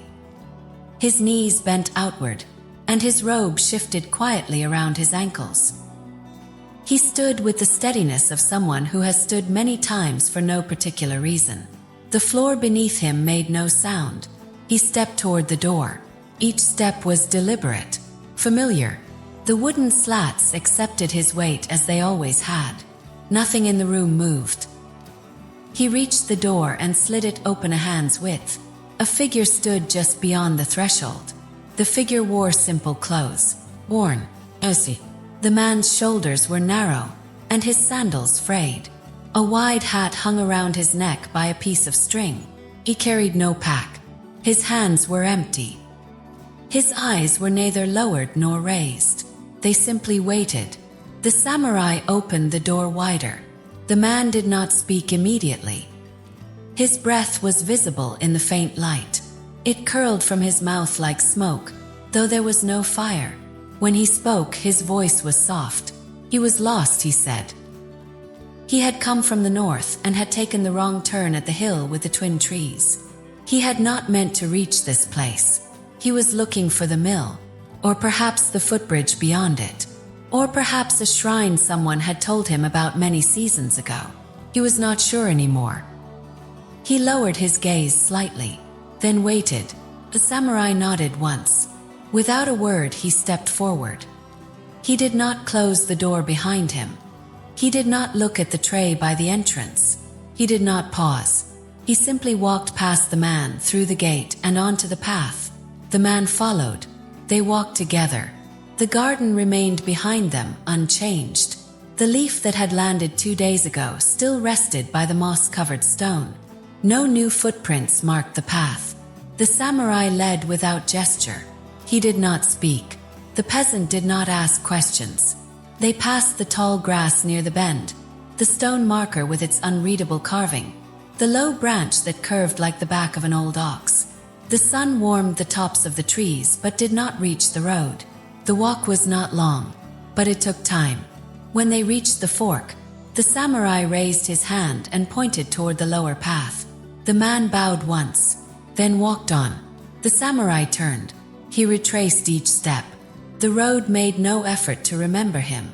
When he reached the gate, the house looked the same. The door was still open. Inside, the cup still sat on the tray.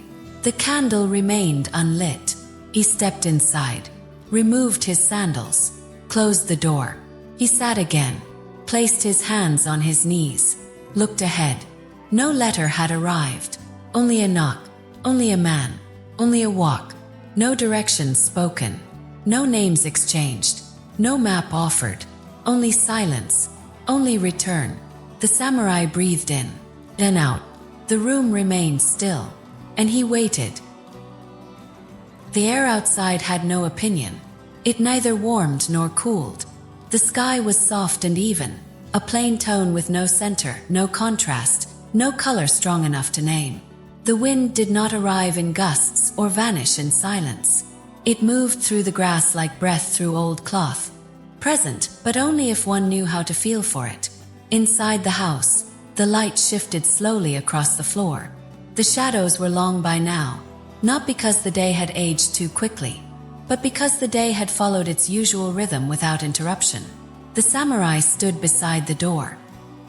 His robe was the thinner one again, layered over the light underwrap he kept folded near the chest in spring. He had not decided to wear it with intention. He had simply reached for it. The sleeve held a slight crease near the shoulder, not from misuse, but from being folded too long in the same way. In his hand was a feather. It was long, not large but long, thin in the shaft, slightly bent in the center. The edge of it curved inward near the tip, a soft gray-white, with a touch of age darkening near the base. He had found it seasons ago beneath the pine tree that leaned toward the garden wall. He had cleaned it with cloth, dried it in the sun, and placed it inside a box meant for writing tools. He had not used it often. Today he held it again. The letter box stood in its usual place, just beside the inner post, beneath the narrow beam that framed the garden side entrance. It was not a box in the common sense, but a shallow wooden tray set against the wall. Open, flat, undecorated, built to accept things, built to wait. There was no dust, but he dusted anyway. He knelt slowly, his knees lowering with the weight of steady motion. The robe shifted. The mat beneath him accepted his presence. He placed one hand beside the tray and lifted the feather with the other. Then he began. The motion was slow. He did not sweep, did not flick, did not stir. He moved the feather across the wood as if writing something only the surface could read. Small arcs, straight lines, a circle once, though not a perfect one. He pressed only with the weight of the feather itself. There was no dust, but he dusted anyway. The edge of the tray caught the light, dull but not dim. The grain of the wood remained smooth. A notch near the left corner had been there since the tray was made. He had never repaired it. He had never needed to. The feather moved across it. He did not rush. Each pass of the feather took time. He followed the seams, brushing gently where two boards met. He lifted the feather occasionally to observe the angle of its tip. It had not bent. It had not lost its curve. He rotated the tray slightly, just enough to catch the space beneath the inner rim. The feather slipped under with care. He brushed once, then again, then returned to the surface. No dust lifted, no grain shifted, no sound came from the tray.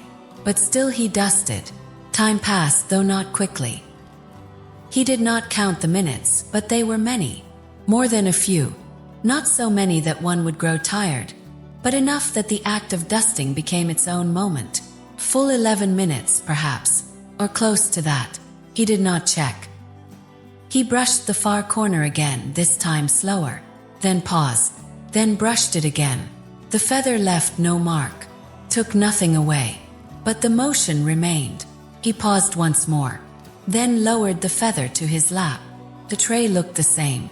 No dust had gathered, no letters had arrived, but now the box had been seen to, acknowledged, respected.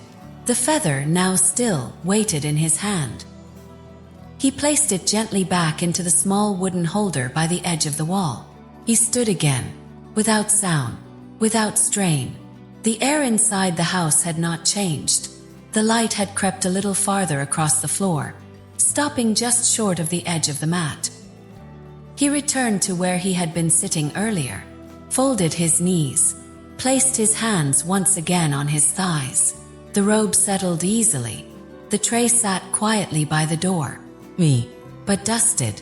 The samurai nodded once. Not to anyone. Not in judgment. Just a nod. Slow, deliberate nod. 'Cause there was no dust. But he had dusted anyway. And now it was done. He waited. The air had stilled in a particular way that only the middle of a calm afternoon could produce. It was not the stillness that followed a storm, nor the hush before one. It was the kind that simply unfolded without reason. The sky held a dull brightness without clouds. The edges of the day had begun to stretch without direction. A single line of warmth crept down the western wall, without urgency, without meaning, without purpose beyond being there. The samurai had not shifted. His hands rested exactly as they had for the past hour, one palm slightly curved over the top of his knee, the other resting more open. His fingers did not twitch. His breath did not interrupt the rhythm of stillness.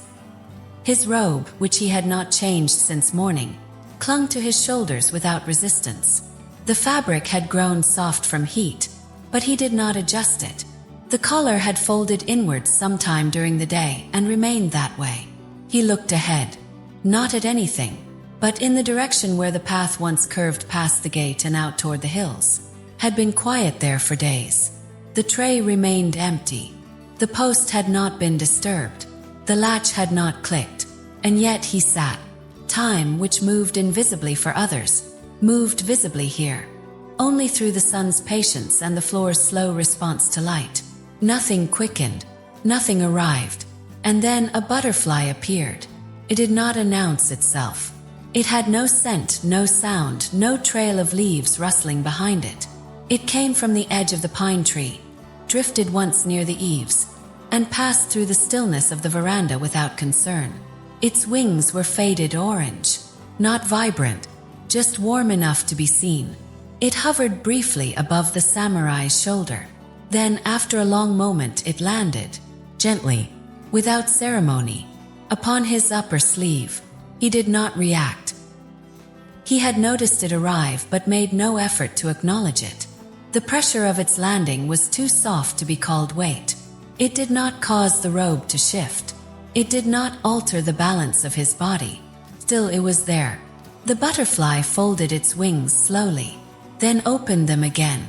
The motion repeated, open, close, open, as if breathing, as if testing whether this perch was steady, whether this shape was solid, whether this surface was unmoving enough to trust. And indeed it was. The samurai sat without motion. He did not glance sideways. He did not shift his posture to look. To the butterfly he was not a man, not a waiting figure, not a being with thought or expectation. To the butterfly he was rock, a warm, still, silent rock, touched by sunlight and unmoved by wind. The wings flickered again. A small shadow moved across his sleeve and then settled. The butterfly remained. He did not mind. The moment held no demand. The creature's presence was light. Its misunderstanding of him as something other than what he was, as stone, as surface, as unfeeling shape, was not something to correct, did not matter. He had been mistaken for many things in life. For a warrior, for a hermit, for a fool, for a ghost, for a shadow, for a memory. Being mistaken now for a rock was not the worst of them. The butterfly's legs pressed down softly, finding grip along the weave of the robe. The texture seemed to satisfy it. The creature adjusted its position by a fraction of a breath and then stilled again. The sun moved slightly. The line of warmth crossed the edge of his knee. He remained still. The butterfly, satisfied with its chosen surface, did not stir. For a long time neither moved. Even the breeze, if it had ever existed that afternoon, did not return. The sounds beyond the gate remained distant, muffled by time. Somewhere a branch shifted under its own weight. A pine needle fell into the gravel. But neither man nor butterfly reacted. The samurai did not need to question how long it would stay. It would stay until it left. And when it did leave, he would remain. He had been made for waiting. Waiting was no longer a choice. It was simply what filled the shape of his days. The butterfly raised its wings again. They trembled for a moment, considered the sky, considered the stillness, considered the surface beneath it. Then it settled once more. It had not yet decided. He did not mind. He allowed it.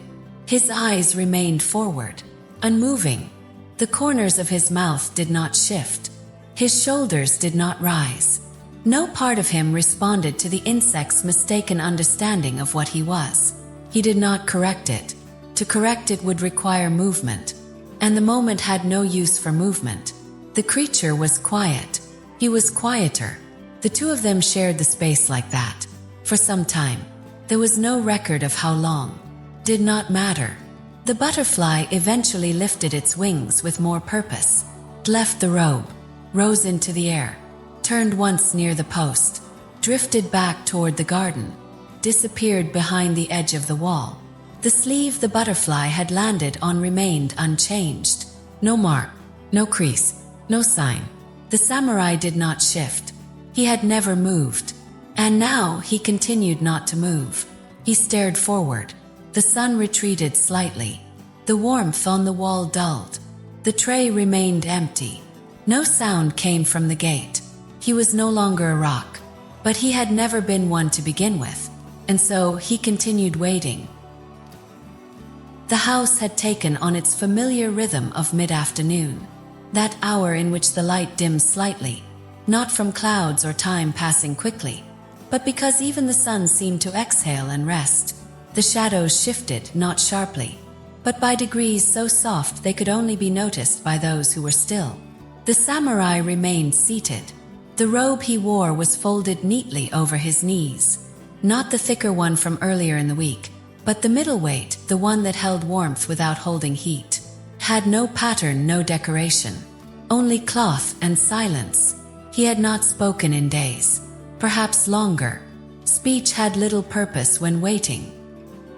He sat near the low shelf where his writing tools rested. The shelf had been part of the house before him. He had once believed it temporary, but it stayed. Like the mat, like the tray, like the silence. On the shelf rested an inkstone, dry and clean. Beside it, the pot of ink, closed but not sealed. The lid was made of a different wood than the pot. Lighter, slightly warped. It did not sit perfectly flat. He had carved it himself many winters ago, when he had nothing else to do for 3 nights in a row. Still fit well enough. Near the edge of the shelf, laid on a folded cloth of pale cotton, was the ink brush. Had been there for a long time. He had once prepared it weeks ago, perhaps months. The last time he thought a letter might actually arrive.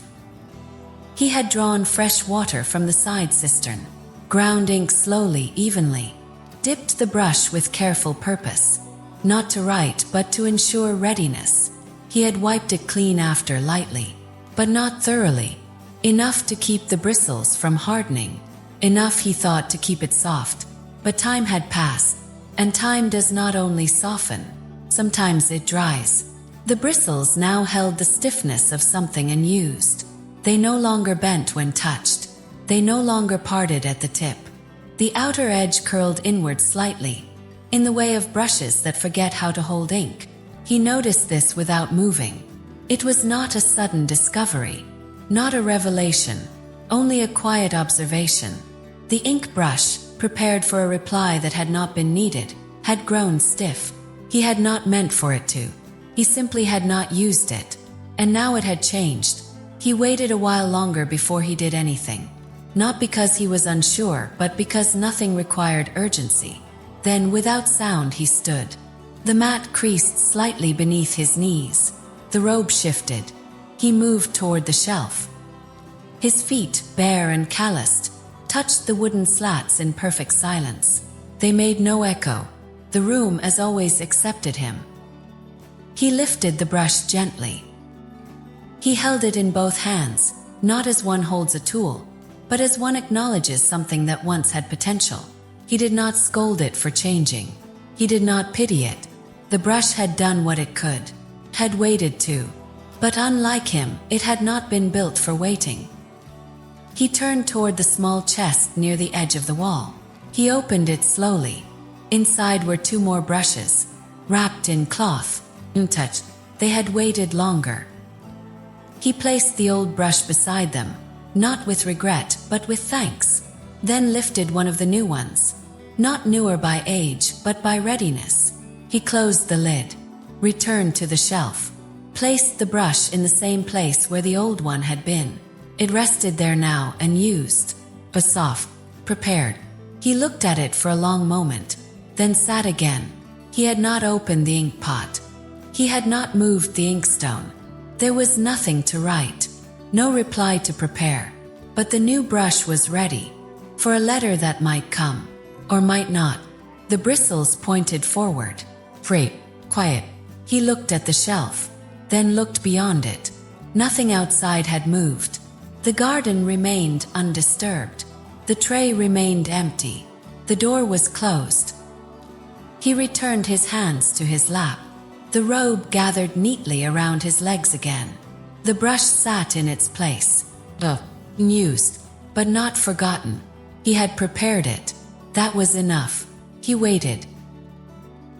The sky above the mountains had taken on a soft iron color that morning. Not stormy, not clear. Only the kind of color that made shadows on the ground more pale than usual. Nothing sharp. No wind. No birds. Just a color that came, stayed for a while, then faded without acknowledgement. The samurai had not moved since sunrise. He had woken without opening his eyes. His body understood the timing of light and breath. He did not count mornings anymore. The tray remained beside the door, unfilled. The shelf beside him still held the ink brush, soft, untouched. The new one, the old one, rested in the chest now. That transition had already happened, needed no retelling. The sound came during the second hour of stillness. Not loud, not near, not repeated. A single tone, suspended in air like something made of fog and memory. Bell, temple bell. Not from the village below. Further, past the hills. The kind of distance where sound no longer travels with precision, only weight. It reached his ear not in clarity, but suggestion. He did not turn his head toward it. He had heard bells before, many kinds, some tolling for festivals, some for death, some for nothing at all, just the keeping of time in places that cared about time. This bell was not insistent, did not call, it did not linger, tolled once, then didn't again. The moment after was long, not because of silence, but because of how complete the sound had been, and how complete its absence now was. He blinked once. No other movement. The robe he wore today was the same as yesterday. He had not chosen it for the weather, nor for comfort. It was the one he had been wearing when he last oiled the gate hinges. That had been weeks ago, or more. It no longer held the faint scent of oil, but the memory of oil's weight in the fabric. He breathed slowly. Listen. No second toll. No echo. Nothing followed. Not even birds disturbed by the sound. Not even leaves falling out of timing.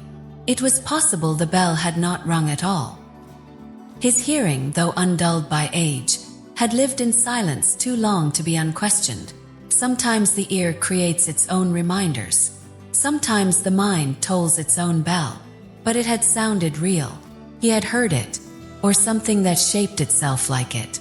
Still he did not move. His fingers rested gently over one another. The mat beneath him warmed by long sitting. He looked forward past the threshold. The tray still empty. No courier had arrived.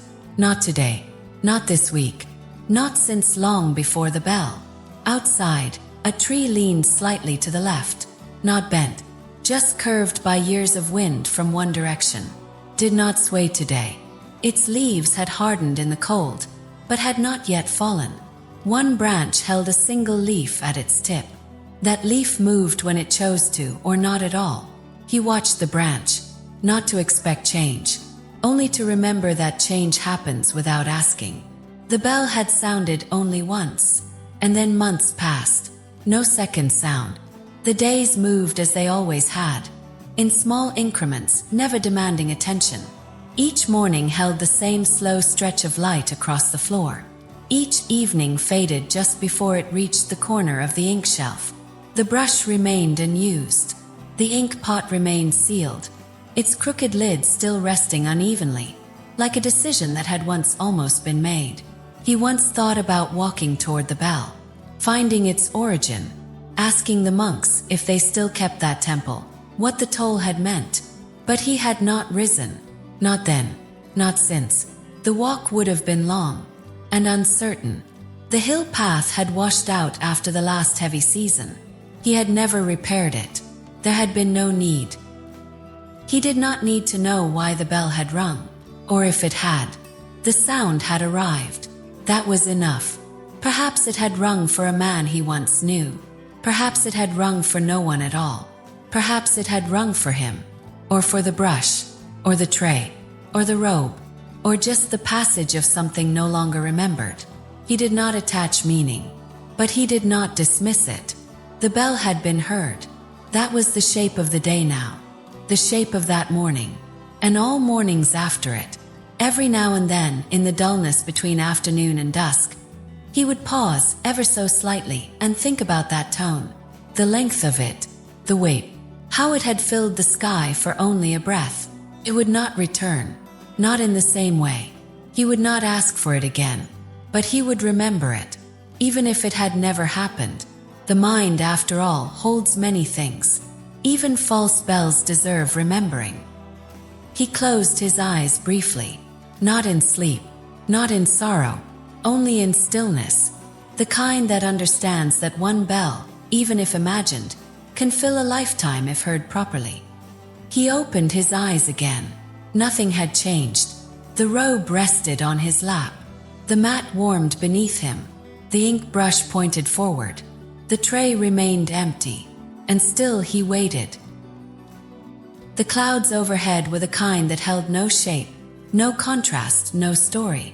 They had gathered above the mountain as if they belonged nowhere else, and yet did not press down or move across the sky. They simply stayed, slow and steady, giving the whole world below a hue of undecided gray. Not dark enough to be considered storm, not light enough to be sky. The samurai did not look at them. He was seated in his usual place, cross-legged, calm, wrapped in the robe that had now softened with so much where it no longer felt like clothing, only memory. The collar sat gently along his neck, folding slightly where it always folded, pressed in place by time, not choice. His hands rested in his lap, one open, one relaxed. His breathing was slow, even. For a while he thought of nothing, not because he chose to empty his mind, but because it had gently emptied itself, the way a cup left in the sun slowly loses what little remains inside. No sudden awareness of absence, only the slow certainty that nothing remains. Then, after a long while of silence, he began to think, not about something, but about thinking itself. The thought arrived gently, like everything else in his life now, without force, without momentum. It was simply there. He wondered what he should think about next. It was a strange kind of wondering, not a decision, not a planning, just a quiet awareness that the mind, even in stillness, reaches for something. And if it finds nothing, it wonders what might be worth finding. So he let the thought sit. What should he think about next? He did not answer right away. He did not begin listing ideas or subjects or memories. He simply stayed in the question. And then, without planning to, he thought about the fact that he was thinking about what to think. The moment curled back on itself. He smiled, but only in the mind, not on the face. There was a kind of still joy in knowing that the act of thinking could become its own subject. That thought did not always require an object. Sometimes it only required itself. He thought about thinking, and in doing so, thought nothing else. He considered whether his thoughts had become quieter in the last few months. Perhaps they had, not because he resisted them, but because they no longer asked for attention. He let them pass, like birds overhead that no longer landed in the yard. There had been a time, many years ago, when his thoughts had swirled more. About duty, about letters, about messengers and roads and the ways people forget promises they once made. But those thoughts had dimmed, not disappeared, just softened. Now they no longer interrupted. They waited their turn. He wondered again, what should he think next? He imagined the shape of that question as a small wooden box with no lid. But well made, not in need of being filled. He let it sit in the center of his mind. The box didn't hold a topic. It didn't hold a purpose. Just waited. And so he thought about the box, and then about why the box had no lid, and then about why he was thinking about a box that wasn't real. He didn't stop himself. He didn't correct the thought. He simply observed the slow winding of the moment, how it looped and turned and coiled like a wisp of incense left too long to burn. He thought, "Am I aware that I am thinking about being aware of thinking?" And the answer somehow was yes. And it didn't disturb him. It was soft, this realization, like standing beside a river that moves but never rushes. He let that awareness breathe a little. Then he noticed how his fingers had not moved since he first began this thought, how his robe had creased at the edge of his shin, how the mat beneath him had grown slightly warmer. These were not conclusions, just observations within the thinking. He didn't force them into meaning. He allowed them to drift. He returned briefly to the question, "What should I think about next?" But it no longer mattered. The act of wondering had become the thought itself. He didn't need a topic. The movement of thought was enough. The idea that thoughts still arrived, gently, calmly, was enough, even if they circled themselves, even if they held no goal. He considered the idea that perhaps in this life one need not think of things at all. Just think about thinking, as a rhythm, as a practice, as a companion that doesn't speak, but sits beside you in silence and nods when you breathe. The tray beside the door remained empty. The shelf still held the soft ink brush. The gate still leaned slightly open. He thought about whether he'd ever walk through that gate again, but then thought instead about the thought of thinking about walking. Then let that drift too. Nothing needed an end. Nothing required decision. The sky still held its dull color. The clouds still hung without moving. And the samurai, now in a state of deep stillness, returned once more to the question, "What should I think next?" He didn't answer, because thinking about the question was enough. There was no particular hour to it. The day had not changed in any significant way. The shadows remained in their usual places, creeping gradually across the floorboards without fanfare. The roofline did not creak. The wind had not returned. And yet, without a moment declaring itself, the air became mild. The sort of mildness that goes unnoticed unless one has been sitting still long enough to feel its arrival. He had been sitting. He had not moved since the last time he had considered what to think next. The thought had passed. Others had come and gone. None were dramatic. Most barely left impressions. But the air had shifted. There was no sudden breeze, nor drop in temperature. It was not warmer or cooler, just milder, as if the world had taken one shallow breath and decided, briefly, not to exhale too quickly. He noticed it, not with surprise, but with quiet awareness. It wasn't the kind of thing that would interrupt a person. It was the kind of thing that only the still could notice. It passed across his arms. It settled at the edge of his collar. It pressed slightly against his temple. Not a gust, not a chill, just presence. A new presence, without needing to explain itself. He adjusted nothing. The robe remained as it had been, loosely folded, unremarkable in both color and condition. The mat below his knees bore the same marks as yesterday and many days before that. The tray near the gate still bore nothing at all. The gate itself, unchanged, leaned gently under its own age. A spider's thread connected one end of it to the post, barely visible unless one squinted. But he did not squint. He did not focus. Instead, he felt the mildness. And then, without any reason, without a trigger, without a thought leading into it or a conclusion emerging from it, he smiled, slightly, so slightly that even the motion of it did not disturb the quiet. His lips curled, not even a full breath's worth of change, just enough for the skin at the corner of his mouth to rise by the weight of a thread. The movement would not be seen from a distance, could only be felt from within. But it was a smile, a real one, and it had no reason. No messenger had come. No courier dust had appeared on the road. No letter. No sound from the temple bell. No child's voice in the fields below. No shift in fate or season. And yet the air was mild, and he smiled. For a few moments the smile remained, then faded, not from sadness or interruption, simply passed, like the mildness itself, like the light on the floor that moved by the time it took to notice it. The samurai did not question why he had smiled. He did not search for meaning. He did not ask what it meant about his state of mind. It did not mark a change in belief or attitude. It did not signal that he would stop waiting, or that he had stopped already. It was just what it was. Smile. And like all things that pass gently, it left no scar, gave no promise. It did not demand to be remembered, but it would be. He would remember it not because it meant something, but because it had happened. A smile without reason is not emptiness.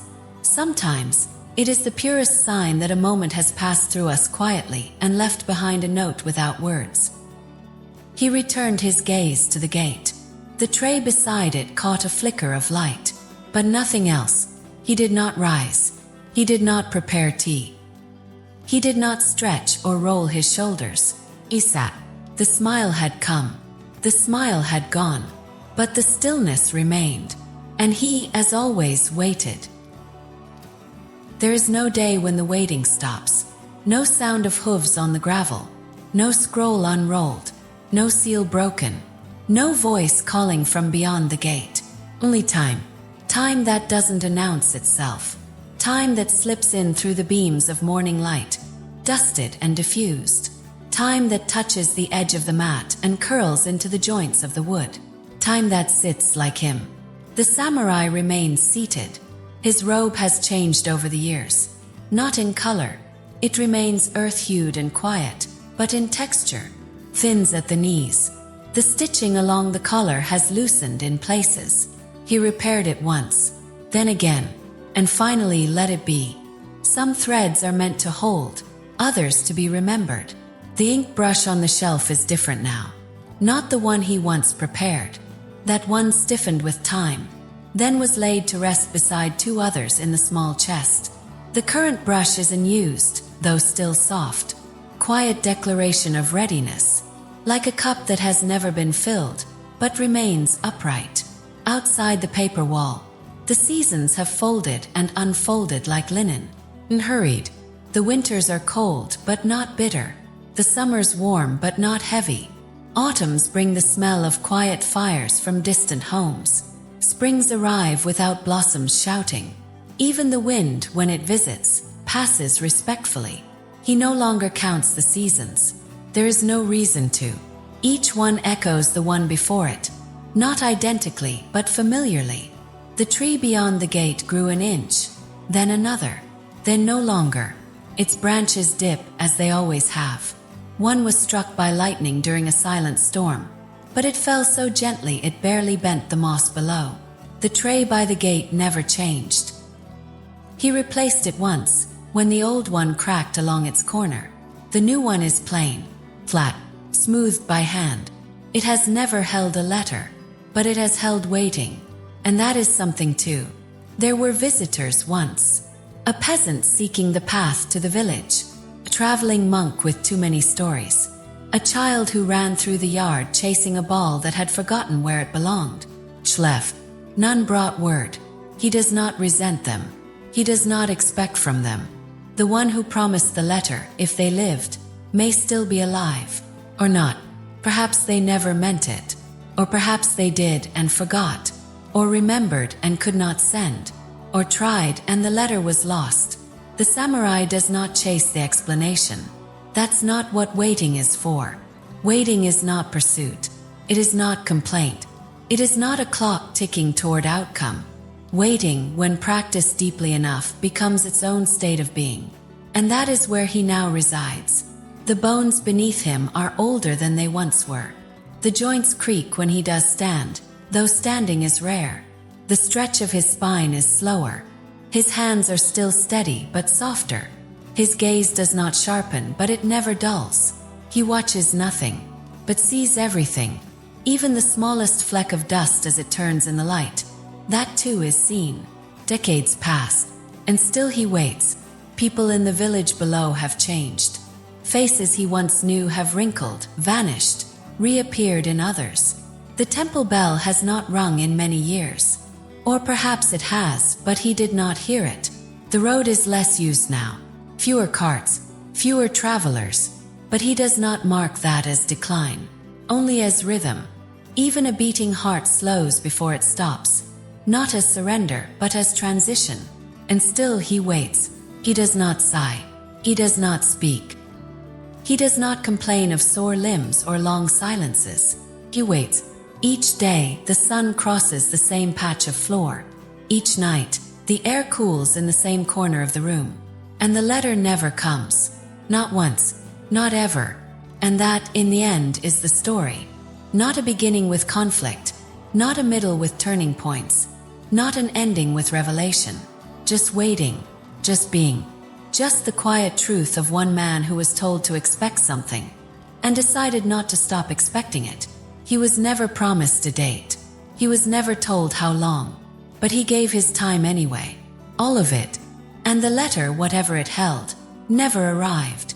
The world did not rush to tell him why. The world did not correct the silence. And still he waited, not because he was bound by it, but because, somewhere in the deep quiet of his soul, he had come to understand that the waiting was not the space between the story. It was the story, the act of being present without result, the practice of showing up each day, robe folded, tray empty, ink ready, not to be fulfilled, but to remain willing, to remain open, to remain. And that is where we leave him, still sitting, still waiting, still listening for footsteps that may never come, and knowing without sorrow that they may not, because the mail never comes. The samurai never moved on, and neither did time. The world changed around him, but he waited still, for a letter that never came. If you too felt something stir in the silence, then subscribe and return here. We have more stories where nothing happens, but everything matters. The next still moment is waiting. Will you?